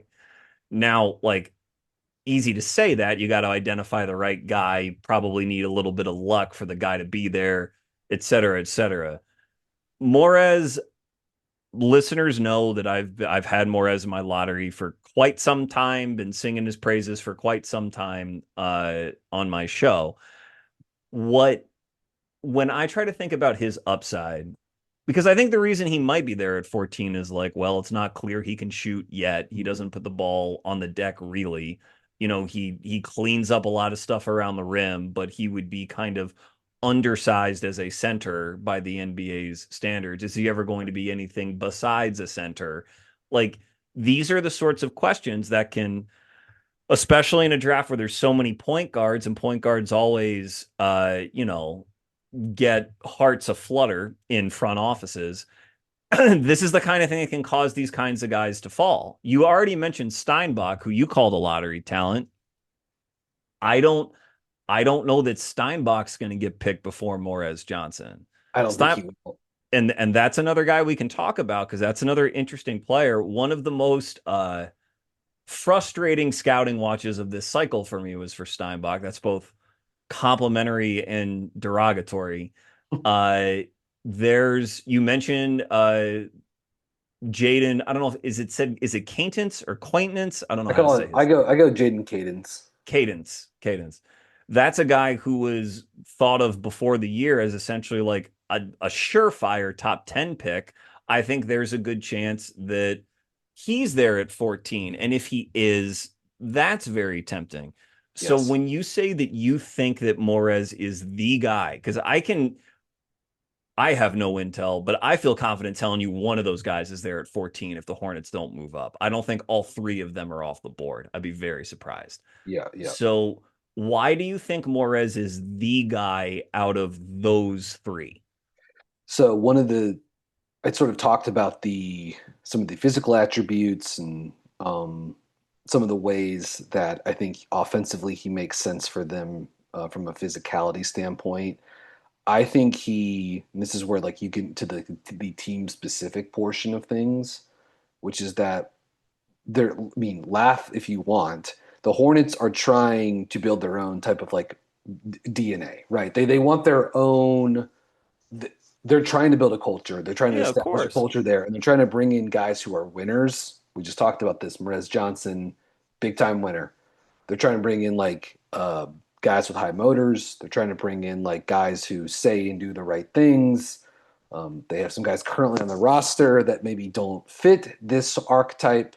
And I think they're looking to probably move off of some of those players at some point and bring in more guys who sort of like Okay. fit this profile. And I think, You're being so cagey. I couldn't possibly imagine who you're yeah, referring to, Brian. who, But yeah, keep going. we'll cross that bridge later. Oh, But uh-huh. Yeah. yes, I think ultimately Morez like fits these sort of like intangible profile. This is also a team, and we'll see how this changes. It's not going to be the same year over year, but like his work on the glass is something that I think the Hornets, who were an elite, to a rebounding team this season, without having like an elite rebounder, Morez fits. He's a guy that can come in, help their defensive rebounding, help to keep the offensive rebound humming. That's a big piece of the offense for them. Are those second chance opportunities? Diabate, I guess, is maybe, I suppose he is like an elite rebounder actually, but they just don't have the sort of like big proto center that I think people think of that's just like commanding the glass. And so I think again, Johnson, I think he fits the statistical profile in terms of like what they would want from a front court player. He's scheme versatile, defending the pick and roll, and they use Diabate in a lot of different ways. He plays drop, he switches, he's up at the level. Morez can switch out. He can play he's got like just enough size to like credibly play the drop, and he's so good, kind of similar like to Bam in that middle ground area Hmm. where because he's so mobile, his long arms are so long, his hands are so quick, he's so anticipatory. He can like kind of be in multiple spots at the same time, as opposed to just being like a wall, just this like 7 foot wall that's like closing off the restricted area, which is like how they use Kalkbrenner. Right. So ultimately, like I think the scheme versatility, guarding the pick and roll, the motor, how he would complement all of their like foundational cornerstone guys offensively, and then the intangibles piece really makes this guy like then again, he measured well at the combine. Like all of those things together, I think makes him like really an ideal fit. Cadence is a great guy to mention here too, because he offers a lot of some similarities here. He's someone that before the season a lot of people had mocked to Charlotte, Oh, thinking he's someone that with similar ideas, I bet. it's one of They those things that, passed on Jalen Duren years ago. Here's this new, right. yep. Yeah. And it's one of those things what it like people were just like, oh, the Hornets, this is before Diabate has popped obviously, and so people are like, well, the team needs a center. Who's the best center? Jaden Cadence. And at the time, the Hornets were being mocked. This is like the seventh or eighth pick, and so Cadence was a popular name for them. Koa Pete was too, as sort Sure. of like the long term fix at the four or whatever. And obviously those are two guys that I guess will be in contention for Charlotte, but I think absolutely, Morez has really usurped both of them throughout just a dominant sophomore season at Michigan. Yeah. Look, I agree. Morez has been my preference out of with Cadence, it's he's still injured. He wasn't healthy at the combine, and you just don't know, and it's hard. Like there's a lot of tantalizing physical stuff with Cadence, but with where I don't have medicals, and so I have to approach the eval with a little bit of skepticism, unfortunately. Sorry, but I have to. And I also know that he's not really like Morez shot 78% from the line, Mhm. 34% from three on moderate volume that increased as the year went on. And obviously, Michigan didn't suffer for that whatsoever. They just kept stomping everybody. So it's not like he was costing his team. And that's a lot more than what Cadence can say on his resume as far as shooting is concerned. He's pardon me, a non-shooter as a prospect. So if you're taking Morez at 14, you the the reasonable expectation, the sell you're giving to the owner to take him is that this guy is going to be our starting center. Because you're not going to say, oh, it's a really good backup center. Let's take him at 14. That's not going to Yeah. happen. Yeah. So the shooting is, I guess, sort of the offensive upside of that bet that he is going to be everything that you are describing defensively, but also someone that is going to be able to stretch and to move around the floor just faster than other centers are going to be able to move around the floor, even if he is not putting the ball on the deck. Uh, but Steinbach, just so that we make sure that we talk about him, and who was also the center that Morez played in the finals of that FIBA U19 tournament last summer. Steinbach is not obviously not the defender that Morez is, but he, I thought, was he was used as frustratingly as like any lotto level freshman in the country, I thought, or he was like done as few favors as anyone else was with that roster in Washington, because you mentioned his rebounding already, which is excellent. He measured out similar lengthwise. I don't know what his standing reach was compared to Morez. I just know that I believe Morez was between 7'3" and 7'4" wingspan, or maybe right around 7'3", and I think Steinbach was just shy of 7'3". But if it Steinbach's standing reached 9 feet. Morez standing reach 8'11". There So you go. There very you go. similar.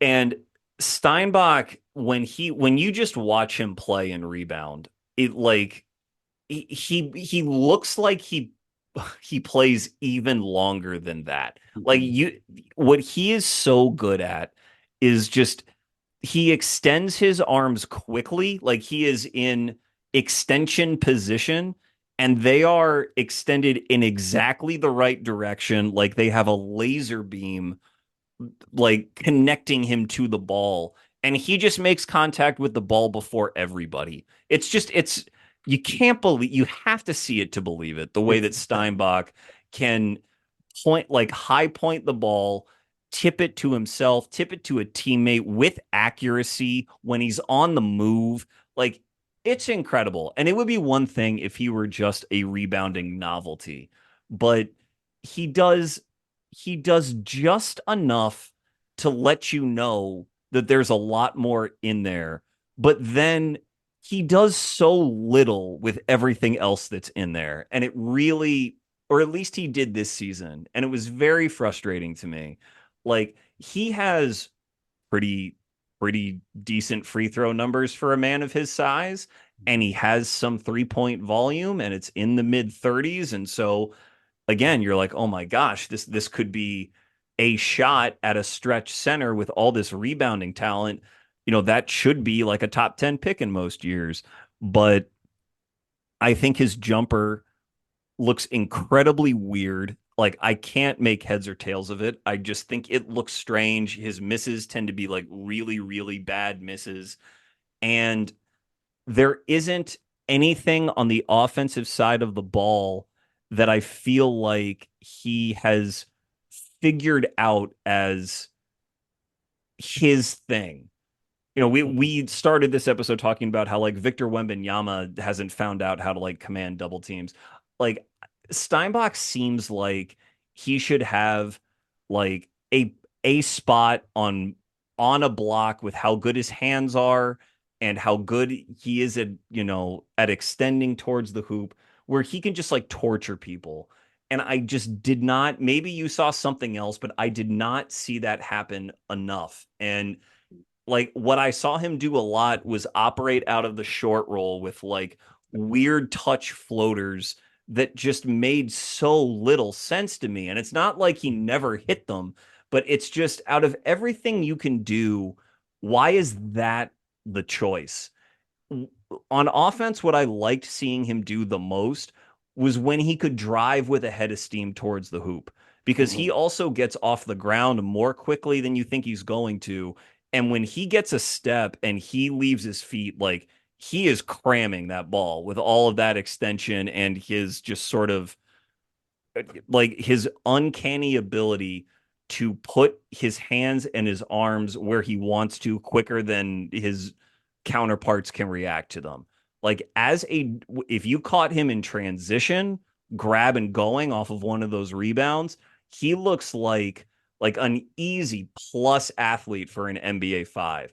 If he was lined up in the corner and there was some blown rotation and the ball found him and he drove baseline, you were like, whoa, like this guy, this is an NBA athlete, no problem. And then Yeah. you saw all the other peripheral numbers and you're like, well, of course this guy's got to be a lottery pick.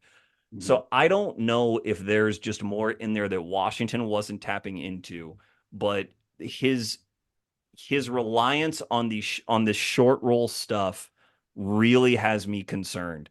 What do you see with Steinbach, and like what do you think the Hornets could do with him if Morez is off the board and they pick him? Like how would you feel about that selection? Yeah, you were talking about his ability, like his athleticism, his coordination, all being very good for a player his size. The mobility, it's terrific. In that Michigan game that I was just referring to, it's sort of a defensive breakdown. He happens to be spotted up in the left corner, and I think Morez actually has to come off of him on the corner to help on the wing. There's like a blown assignment up top. Morez has to rotate up, and he just gets a free run to the rim, like Steinbach. The ball gets swung to him in the corner, and he is at the rim in a blink. Like Um, he's just there dunking it. It's like, whoa. It's like, okay, I know he had the red carpet got rolled out, but that was still pretty darn impressive, just in terms of like decisive play and the physicality, the ability to actually pull it off.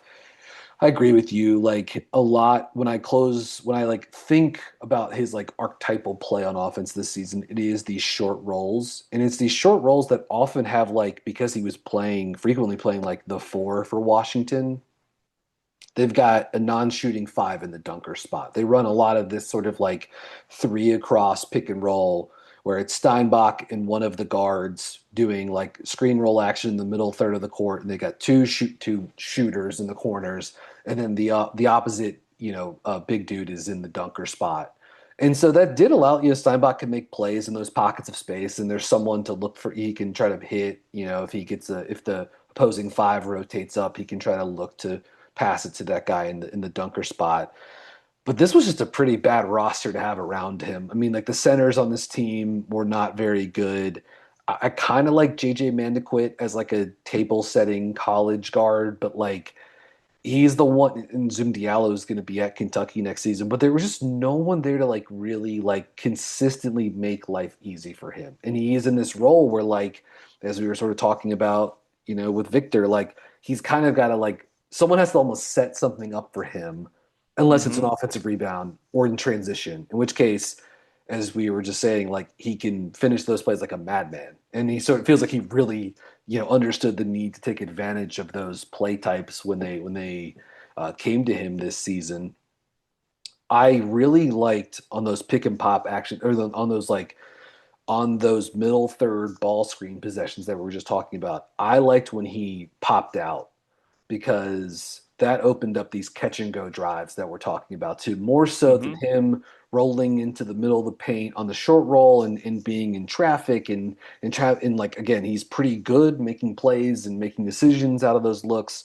But I just like the pop ability. It asks the defense to do so much more, to cover more ground. It threatens them with that kind of shot, and then it opens up these catch and go drives for him. And again, he can be at the rim quickly, finishing with force. I do like that he does on the short rolls. I think he showed pretty good touch on the. He's got like a little push shot that he can get to on those too, which is kind of like a nice counter. But ultimately, last thing I would say on him is like he fits the sort of like rebounding component that the Hornets I think are targeting for in their front court guys. And then all of these things that we've just talked about, his ability to pick and pop, to short roll, to just to be a threat as a screener, that's going to help with all of with Knipple, Miller, and LaMelo. Like it's just another guy that can help um, be involved in actions with those guys, help get them open looks, can when they get to the ball or defenses sort of like shade in their direction, he can be the guy making plays on the backside or in those pockets of space. And look, I don't think he's like an offensive hub necessarily, but I do think he's someone who like can give you some high post face up playmaking, passing. And I think when you have guys like Miller and Knipple, who are these like, really good young movement shooters who you want to be in, it's important for you to have guys in that front court spot that can give you at least some of that. Um, and I think that's just like a piece that they're going to have to. I think Morez can do a little bit of that too, but I think that's something they're going to have to be targeting for when they're adding fours and fives to the roster. Like, can you face up and be a guy that can like make reads and make passes out of the high post too when those guys are coming off handoff actions or coming off screens or flares or whatever. Like that's going to be a piece they're going to have to look for as well. Well, but that is not Morez's game, not to this point, True. necessarily. Yep. So, whose offensive projection do you like more out of Steinbach or Morez? Steinbach. I mean, I think he's just like a little bit more skilled. But like that's sort of like agnostic of like team fit, you know what I mean? Mm-hmm. And again, that's also ignoring like the defensive side of the court. I think Steinbach is gonna have to show that he can really like do stuff defensively along the perimeter. I think he measured well enough at the combine that I feel like he could maybe play some small ball five or play, give you some minutes at the center. But I think ultimately, like, he's someone that's going to have to transition to also playing some minutes at power forward, playing lots of power forward minutes in the NBA too. And that's where I just worry about the roster construction, scalability, fit, like all of those things when it comes to him, and why Morez just feels like a little bit like a sort of like a cleaner roster build fit. Yeah. So, can I just ask you one more before Yeah. I sort of give my contrast? Why do you think that Steinbach will have to like moonlight at the four, or maybe play the Yeah. majority of minutes at the four? Don't love the pick and roll defense when he is the screen defender. And I don't think he is someone that can um, anchor and be sort of like the guy that is. I think the rebounding is really good, but I do worry about what your rim protection looks like with him if he is your nominal five. And I guess certain situations like maybe you have a four on your roster that could be the guy, but like the Hornets don't have anyone like that currently. Like Bridges, Salon, like these are just not guys that can credibly do that. So those would be my biggest concerns. Yeah. What I saw out of him defensively was that when he when all he needed to do was rely on his tools, when that's what the play called for and the play was in front of him, and it was just sort of, can you corral this driver? You know, he showed that in flashes. But anytime he had to sort of chain, if he had to play the cat and mouse game and pick and roll and drop, or he had to chain decision one to decision two and identify the right one and be in the right spot and rotate accordingly. Not only was he like physically not quite up to it, but I don't think mentally he was really there. That's sort of what I saw in the games I watched. And that's sort of like when I thought of him in his place in the NBA, because we agree, I liked when he was, I don't know about above the break as much, but I liked when he was in the corners because it simplifies his decision making. Like you drive baseline if it's there, and then you have the threat of the thing you do the best. You can make decisions out of that. Like it is normally not my favorite thing when an NBA team just sort of like plants a young player in the corner to just be in the corner. Oftentimes that inhibits development. But with Steinbach, actually, I was like, that kind of might give him a path where, the 3 point number, you will find out what you have from him from three, like over the course of a couple years, or maybe over the course of his first contract, if you're giving him a ton of those looks. And if a team ever loses track of him, he can do, that he can do productive, good things in getting to the hoop and getting downhill. It is just sort of like, where is that position defensively? Is he sort of like the second big and double big looks where the other big on the floor is just compensating for him a lot, and that like other big that's anchoring your defense, does that essentially need to be sort of an all defense level player, or else you're kind of just underwater as a defense Yeah. as a result? And then you're sort of like, well, how much do I have to accommodate this tweener kind of player?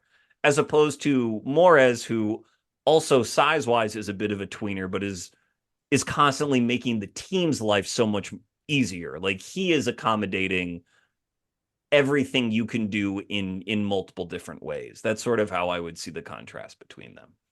Yeah, agreed. Very much so. So in that vein, though, because there's two other guys I want to mention to you. One of whom might be gone when they pick at 14, or, if they pass on him at 14, might be gone by 18, assuming the Hornets keep both selections. Another who I think will be available at both picks. One's Alan Graves, Santa Clara wing. The other is Zuby Ejiofor, St. John's nominal center, but has a lot of movement talent as someone who I think can defend on the perimeter in the NBA. So, out of these two, do you believe that the Hornets have interest in one or both? And do you have interest in one or both, should they be available? I mean, the interest in Grave, I have interest in both guys, and I think there are certainly players that Charlotte should be targeting. Sam Vecini, in one of his more, I think, at least as of this recording, his most recent mock had Alan Graves to the Hornets at pick 18. And he sort of referenced, Graves having this like incredible, advanced metrics profile, and the Oh Hornets yeah. being this sort of analytic friendly front office, which even that is sort of like a new thing in Charlotte, is like the remnants of the Michael Jordan administration or have like finally like been cleansed from the Spectrum Center. um to go back to start with Zuby Ejiofor, though, I'm really glad you brought him up, because to me, as I've been watching a lot of him recently, literally Hell the yeah, game, brother. I finished St. John's and Baylor over the weekend. I did St. John's versus Providence. I did a St. John's versus Villanova game, and I'm in the middle of St. John's UConn right now. Um, Ejiofor is incredible in all of these games. He's outstanding. The guy is a stud. But the thought that I had was like, if the Hornets are, if they really like Morez Johnson, and again, I, without knowing for sure, I just like, I have a good feeling about it. Then Ejiofor definitely makes sense as like a if Morez gets picked by the Thunder or Golden State or whatever, Ugh, you know ugh. what I mean? It's like he Ejiofor makes sense as like a fallback is not the right word, but that's sort of like he's You're playing the board, though. You're playing the board. Right. Yes. absolutely, and Yes. he's going to give you this experienced. He's older. He's 22, But but just turned 22. He's yeah, 21 this exactly, year until April. I think he turned 22. Yeah. absolutely. So like his rookie season will be his age 22 year, which is pretty Yes. good for Yes. a guy that's got a lot of college experience under his belt. But man, the switch defense that he provides, and just like how that unlocked this just like absolutely manic and terrifying defense that St. John's could throw at people with he and Dylan Mitchell just coming flying around the court. I think there were times where he was almost too aggressive as a switch defender, and guys can sort of like can take advantage of that aggression and can use fakes and stuff to get around him. And I think sometimes he comes out with so much force and gusto that he just like runs himself into fouls at times. Though he was not. He was, I think, around like 3.3 fouls Yeah. committed for He 40 was minutes. So like not, DPOY this year in the Big East, and yeah, should have been last year, but they gave it to Ryan Kalkbrenner, current member of the Charlotte which Hornets. was that was just his I guess Kalkbrenner's it was his award to lose, I guess, for Yeah, he had half a decade. grandfathered in, Yeah, basically. Yeah. basically. But his Ejiofor's combination of strength and fluid hips, his lateral movement, One of the possessions I was watching against it's against Villanova, and he gets switched out on Caden Lewis, who's a good freshman point guard for Nova, going to be at Miami next year, and he mirrors Lewis perfectly. Like just like slides. Eventually, Lewis just passes the ball out because he's like, I can't get around this 250-pound demon. That's just glued to me. And so I really like to, for me, and I think this is probably true about Morez Johnson, is one of the things that I like so much too about their switch defense is not just the ability to like contain that initial screening at that initial ball handler action, which they can do, and flatten the offensive out, keep it in front. But I kind of like Ejiofor when he is switched out now and he's now guarding along the perimeter. This is sort of presuming he doesn't sort of like scram back into the post or whatever. But all of a sudden he becomes this really nasty like gap defender. Where all of a sudden like instead of him being involved in the action or him being like at the rim or in the paint, like he all of a sudden is just like on the wing, terrified. Like you dribble in his direction, he's going to try to stunt or dig and try to force a turnover, force a pass out. And I really like the sort of like multiple effort that he can really provide defensively. He's not, I guess, by the numbers, not like the rebounder that Morez is, but I do think some of that has to do with St. John's just using him to switch so aggressively and him just being like caught away from the basket on a And lot. I also don't think he quite has the pop off the ground that Morez has. A few people Absolutely, yeah, do. yeah. Like Zuby's not a slouch, but there is, I think, a little bit of a difference there. No, that's a great point. Johnson was at like 50 dunks this season, 70 whatever percent shooting at the rim. Ejiofor is not that kind of like Right. pressure point on the rim necessarily. Morris, yeah.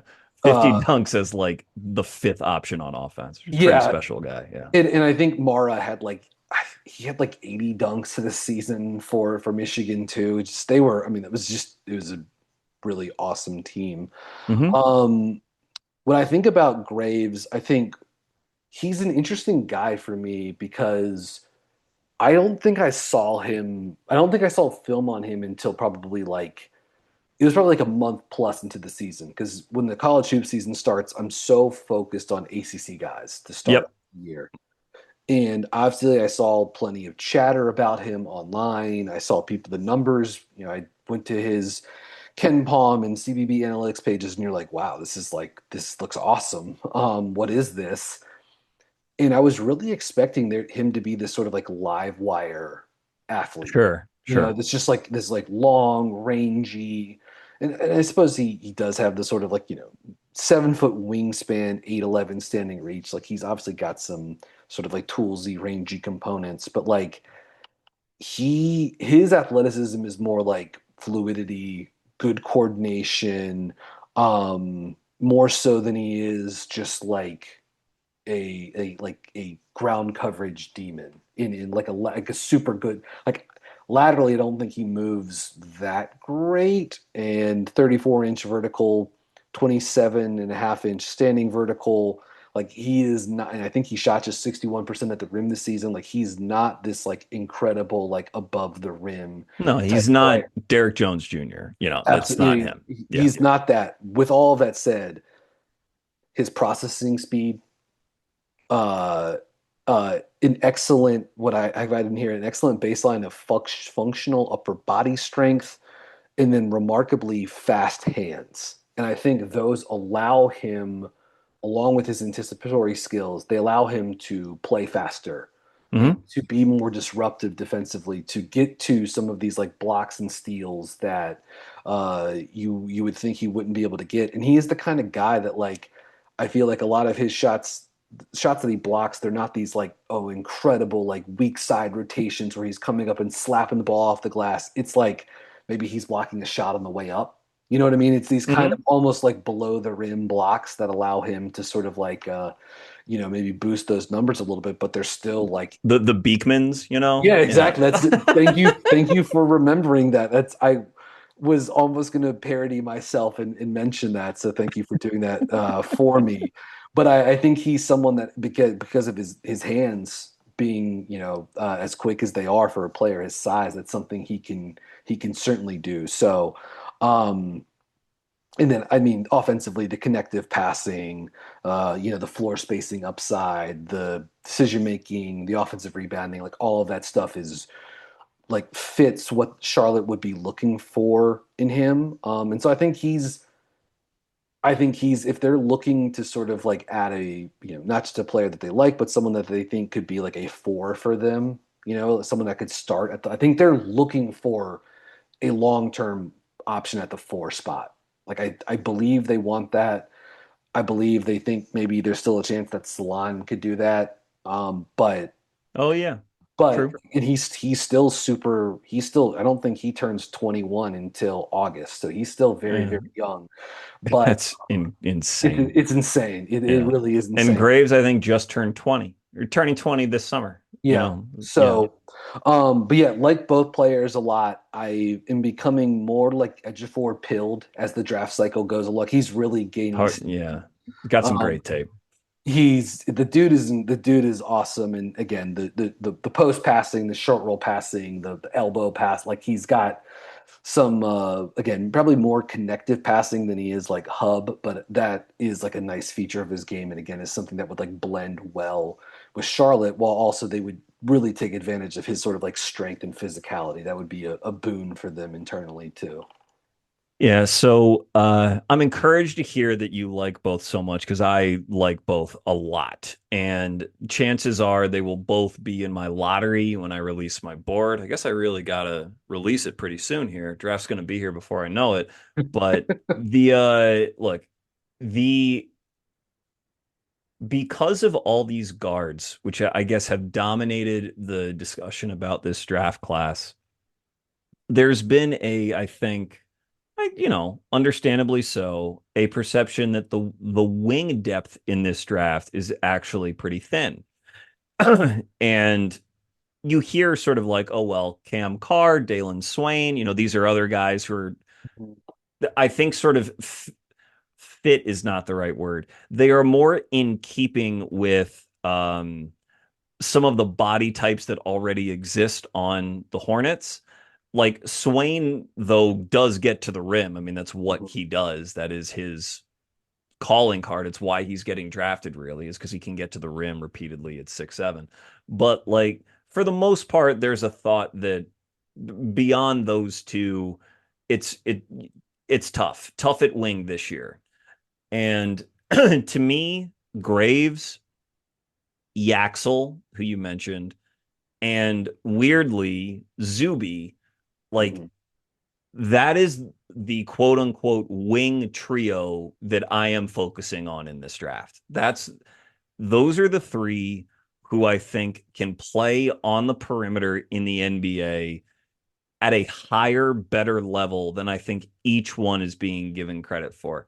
And Yaxel, by all accounts, will likely be picked in the lottery. Obviously, I mean, I've spoken about him a lot. His whole thing is about his age and the age curve and all that. Um, I think Yaxel's tape speaks for itself, and I'll leave it at that. I think he's going to be a very, very good NBA player. Uh, Graves and Zuby, I don't know that it is a consensus opinion that those guys are perimeter NBA players because even Graves coming off the bench played as kind of like he played a lot as like a small five for Mhm. Santa Clara, which Yeah. can have positive effects on his numbers and negative effects on his numbers in some respect. But I'll just say that I think that in general, you want to play a guy at small five because it gives you a pronounced offensive advantage. If you're like, I think we should try this guy at small five, then leveraging his offensive talent needs to be part of the reason why you are putting that guy at five. And with Graves, you saw some of his ability to uh certainly drive from the perimeter, mostly straight line stuff, but he would occasionally mix in some funk with his handle, and take opposing centers off the bounce. His shot came along as the season went along, but I thought that Santa Clara did not lean in enough to the fact that you could turn this guy, you could give this guy even more decision making on offense as your small five. If that's the look you're going to, I feel like they should have empowered him offensively more. And he is a very aggressive player for a 19-year-old coming off the bench who redshirted last year. Like you could see him wanting on every single possession, because we haven't mentioned it, but like Zuby and Graves are probably two of the highest motors in the draft, frankly. Like possession to possession to possession. Zuby has better athletic movement tools, but Graves does not stop. I mean, he does not stop. So you could see him like there is a version of that Santa Clara offense that revolves around Graves that I wanted to see, that I did not think that I saw enough. And it creates this question about his ceiling, because he's an extremely productive teenager who played reasonably high level comp. Santa Clara is not whatever, the SEC, but they played Gonzaga, they played St. Mary's, they played Kentucky in the tournament. Graves hit a three with 3 seconds left that should have won the game, and then Otiga Owe hit a 40-footer to send the game to overtime, and Kentucky won in overtime. But and for monstrously for pardon me, for monstrously productive freshmen who are 6'8" with a 7-foot wingspan, like those guys generally don't fail if they can play at all three levels. And Graves seems to me like he can play at all three levels. And the real question is whether if he can tap into his excellent feel, how much of a offensive role is he going to find at the NBA? Because he will, like NBA, I like to say, like usage at the NBA level, is like slicing through the jungle with a machete. Like you have to fight for your usage, or else some other very precocious, very talented player is going to take it away from you on your team. Not out of selfishness, but just out of like, that's the evolution of the game. These offensive players are getting so skilled that if you hesitate, you're lost and you're going to go to the bench. Graves will not hesitate. You will find out how good of an offensive player Allen Graves is within a couple of years in the NBA. And I think he has the capacity to really surprise people for what he can do. Not out of some crazy twitch, but out of like how he taps into his mind. You and I both love Cam Boozer, and we think that Cam should go at lowest number 2. I think last time we checked in with one another about this, we were like, Correct. no lower than 2. Yeah. And Cam is not the most gifted mover either, but his mind is so advanced and he's had a bajillion reps as an offensive hub that like, he's going to be an excellent offensive player. Graves, I think, has similar kinds of feel. He is more chaotic, less fundamental than Boozer, and he doesn't have like his shots that he's repped out thousands and thousands of times in AAU gyms all over the country, but I think the feel is similar. And so Graves is likely to end up in my top 10 because I am ready to like take that home run swing on him as an offensive player. I think people see the rebounding and the steal rates and the block rates, and they think like defensively tilted guy. Like you mentioned, like I was expecting to see a live wire. I think it is his offensive game that I have settled on as being like one of the things I'm willing to swing on in this draft. And I think Zuby has his own subtle like form of genius on the floor. He's a scholastic All-American, I should mention as well with Zuby. But like I think that defensively, his I think savant is kind of a tricky word to throw around because it implies that it's confined to a specific area of the floor. I just think Zuby takes such pride in his defense, and he has so many reps as an anchor, as a center, where you're constantly mapping everything on the floor because you're in the center of the action all of the time, that if he is scaled down in role, to a wing in the NBA, and that's a high burden because this is the OG path. You got to really hit your threes to stay on the floor. Mhm. But if Zuby is allowed enough minutes to display that defensive feel, if his offensive game goes with it, and Zuby, we should say, can shoot a little, like unafraid to at the very least, can even shoot off the dribble here and there, which I've seen him do, then I think that he has the ability to start on the wing, probably at the four, but like in deep playoff matchups. Like that and like nothing is certain with either one of those guys, but that is sort of if you want wing optimism in the class, those are my guys. Is and that's why I think it's exciting for the Hornets because like they're going to have the chance to take a couple of these guys that we are talking about. It's very Mhm. possible.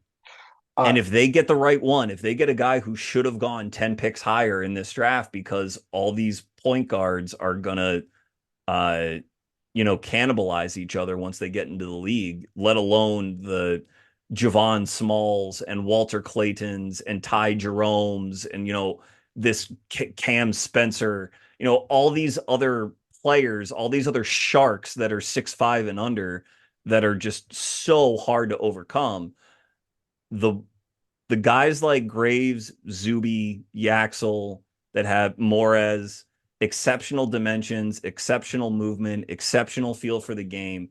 I think those are the guys that can set themselves apart in this draft once you get outside the top five or so. So if the Hornets can get one of them, this can be like a real fork in the road for that franchise, in my opinion.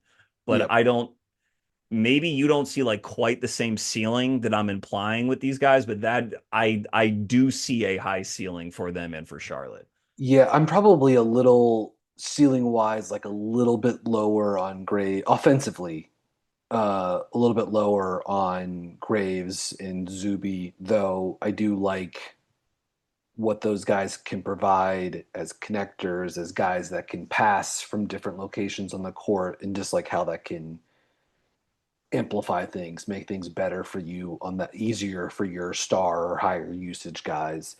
Zuby to me is also like I think that guy's going to play in the NBA for a long time, even if he doesn't develop the shot, because I think like the physicality, the defensive versatility will just like keep him on at least on the fringes of rotations for a while. To me, he is like one of the ultimate guys in this draft class where it's like if he shoots it, it's like the world is your oyster. You know what I mean? Because like Right.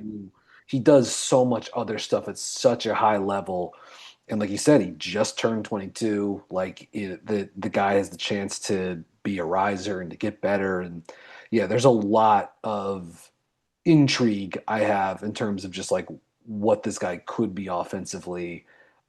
I see the defense and I am excited by that. But the thought of like where he's going to fit in, how it could develop, what that could mean, like where he's playable, like I do think there's a chance that like ultimately the shooting doesn't land, the creation isn't there, and offensively he's got to basically be like a small five kind of guy. And like there's a role for that. I think that's a guy that like even could even be in a playoff rotation necessarily because he can screen and roll and make plays on the short roll and he can guard multiple positions and block shots. And so like I still think that is something and something that most teams, including the Hornets, would be interested in.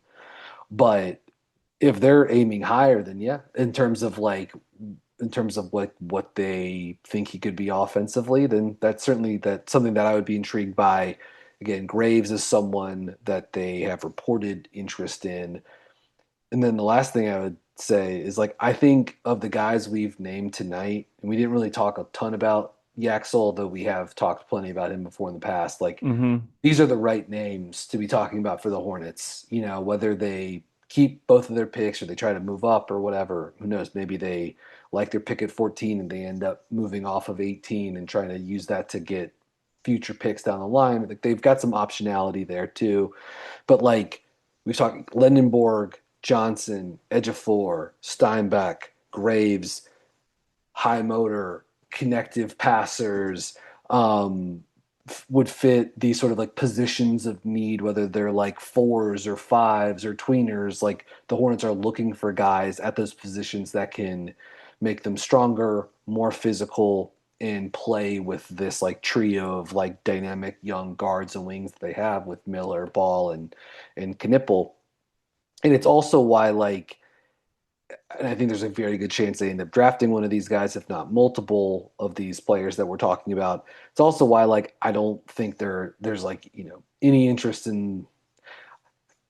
I don't think they're going to go for like Nate Ament, right, and just add another one of these like skinny, rim averse guys to the rotation. They're You say that. I mean, they, Nate might be off the board at 6, you he know? totally, yeah. It's Brooklyn or whomever might just have a penchant for, and again, he's a talent. I get it, but not necessarily my cup of tea. I didn't really like his season at Tennessee, and ultimately, like I think these guys that we've gone into deeper offer something from a like strength physicality standpoint that the Hornets should be identifying as like an important piece because, as I said, one of the biggest issues for them offensively, even with all these good young guards that they have, is that you can turn it into a switch fest against them, flatten them out. They don't have someone that can like be a like switch beater, like a miss, like in like post up on a smaller guy. And maybe Knipple gets Hmm. there one day. Hmm. I mean, Bridges gives them that kind of, but hopefully he's someone that they're considering phasing out at some point. And so I think there's the need for them to have something like that, to have someone that they can use to target smaller players on a switch. Um, Again, maybe that's someone like Zuby, maybe that's someone like Steinbach, maybe Graves. So I think there is a real need for them long term to sort of like find someone who can give them those types of skills and be involved in those types of actions with guys like Knipple, Miller, and Ball too. Do you if Swain were there at 14, do you like Swain more than some of these names that we've talked about? I don't know if I like Swain. I don't. I think I like him more than some of the like maybe more than some of the names we've mentioned, but He's right in the mix for me as well. But he's someone I've gone back and forth on throughout the process as whether I think he's like truly a lotto quality talent or not. I liked him. I liked him at Xavier. Obviously, he had a great season at Texas. I got to see him live against Duke this season. Impressive player. Um, to me, I see the appeal for someone like just like a wing slasher and how that could help Charlotte. Um, but I just I like the sort of like more bulky, sort of like components of some of these other guys that we've Yeah. discussed more Yeah. so than I wouldn't say Swain is necessarily skinny, but sort of like a more like slender slashing figure compared to some of these other guys that I think could like long term fill positions of need and also complement like the current core in Yeah. Charlotte too. Not like you need to draft for best play, best fit or whatever. That shouldn't be the goal. And if you think Swain is better, then draft him. But again, he's in the mix. But I think I like some of these other guys a little bit, maybe a little bit more than him. Yeah. It's how I feel too. He was someone whose tape I always wanted to be a bit better than it was. I mean, he Yeah. had flashes, really good flashes, good sequences, Mhm. but like even, I felt like Tremont Mark ended up guarding opposing ball handlers like a Mhm. bit more than I would have expected. And not that, I mean, Mark's no slouch, obviously, good defender, but given Yep. Swain's reputation, but that's, I guess, neither here nor there. But, One other thing I wanted to say about Graves, just real quickly, I were talking oh, before we were recording. Like this is someone who was pretty well reported, but look, he was. I think this guy, Graves was sort of like always, you know, confident on staying in the draft. That was like from the second he declared, that was like the end goal. But look, like it's known like Duke went after him. Duke, that's someone that like Duke's staff identified as like an upside swing for them, someone they could maybe try to get in the portal if he came back to college hoops. LSU and Will Wade were throwing around all kinds of money, I'm sure, to lure him to. Will was? No, Yeah, you don't it's say. yeah, but it would have been. I mean, like the Graves Gongba front court would have been like incredible to have seen, and I just think it would have been interesting to see Graves used in some of like the ways that Boozer was used this past. I think Duke would have like copy and pasted some I stuff for think him. that's fair to say. It's what I would have done. And Sure. since you mentioned Cam, I wanted to sort of just circle back on that. But he stuck in the draft, and they moved on to other options at the four position going forward. So, but just I let's just say I think there were you weren't the only one that was sort of like drawing some parallels between those two guys, right? Like I think there were um, millionaire college basketball coaches that were also had visions as well. So Well, yeah, just wanted to drop that in there too. well, hopefully Graves hits as hard in the pros as the last high profile debutante to reject Duke at the ball, Cedric Coward. So we'll Yes, see. that he You was. It know, was in a very similar. It was in a similar vein. And what is kind of funny is like when they ended up not getting Coward last year, they flipped to Dame Sar, who ended up I think having a good for pretty special wing defender. And then when they ended up not getting Alan Graves this season, the portal, they went back to Barcelona and they got Walking Boomshay, who's the top prospect out of Europe, who's now is not eligible until the 2028 draft, and so is sort of on that like Jaden Cadence 2 year college plan, and is someone that we'll have more time to talk about him going forward. But just like the Duke did a similar thing basically, which is like they tried to take a swing on a talent.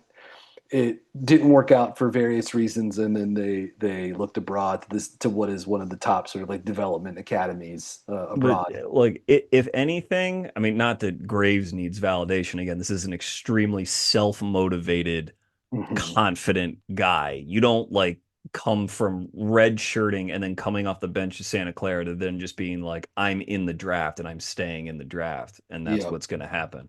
But I like Duke, you obviously cover Duke very, very closely.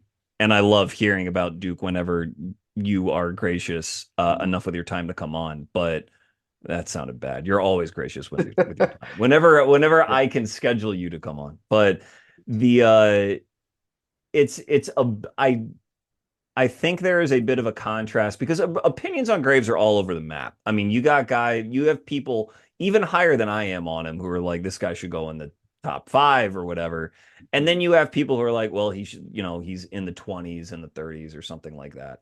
And I will, again, to be very baseline, bottom line about it, he is like up until recently a teenager who was unquestionably very, very productive and he shot 40% from three on just under 100 threes, and that's with him coming off the bench. So you can project that out a little bit. And affected the game in a bunch of different ways and has obvious feel.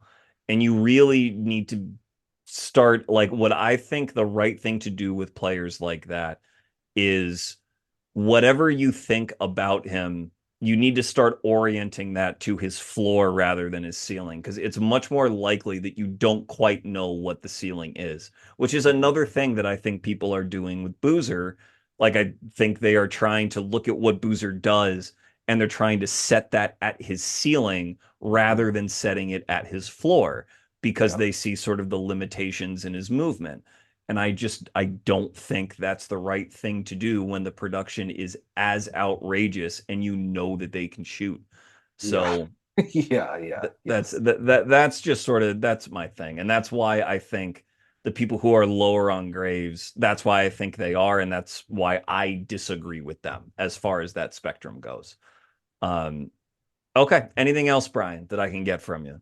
No, I think we touched on a lot of good stuff here. I'm thrilled for the draft, and yeah, it's just the Hornets are it's an interesting position. I think they entered the draft with a fair amount of draft power, with some optionality, both in terms of like trades that they could potentially try to make, and certainly in terms of like the guys that they can target with these two picks. And like I said, we talked about Jaden Cadence a little bit too. To me, Cadence does strike me as like a potential, like just like upside talent swing. And as the Hornets are perhaps entering like a newer phase of the rebuild where like they have picks coming from other teams coming in, but maybe it's going to become harder and harder for them to find sort of like high end talent Sure. that I Like think in terms of physical talent, Cadence is like Cadence, top five in the draft easy. Like yes.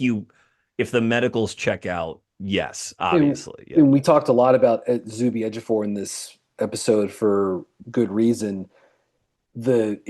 Cadence only played 19 minutes against St. John's when Kentucky played them in Oh December. yeah, It's and like first he game back. right.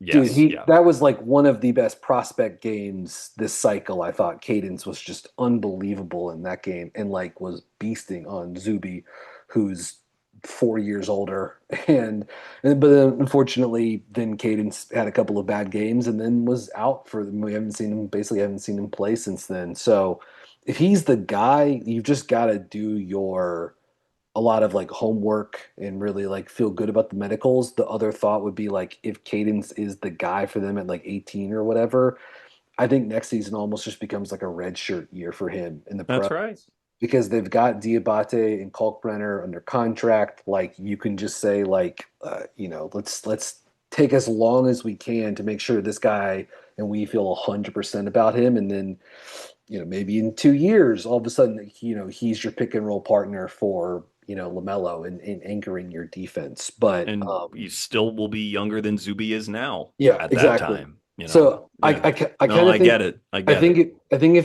if they use both those picks, I think there's a chance maybe you grab someone at 14, you're like, boom, let's get Morez. Awesome. We've got like a guy that's just gonna play for us next season. It's gonna help us win for years. And then maybe at 18 you take more of a an uppercut swing and try to hit one out of the park with Cadence as more of like a longer term upside bet in terms of a guy that could potentially be like a front court, you know, like there's all-star potential in there with him. Hmm. Whether he that the poor guy's body is just failing him at the moment and you feel bad.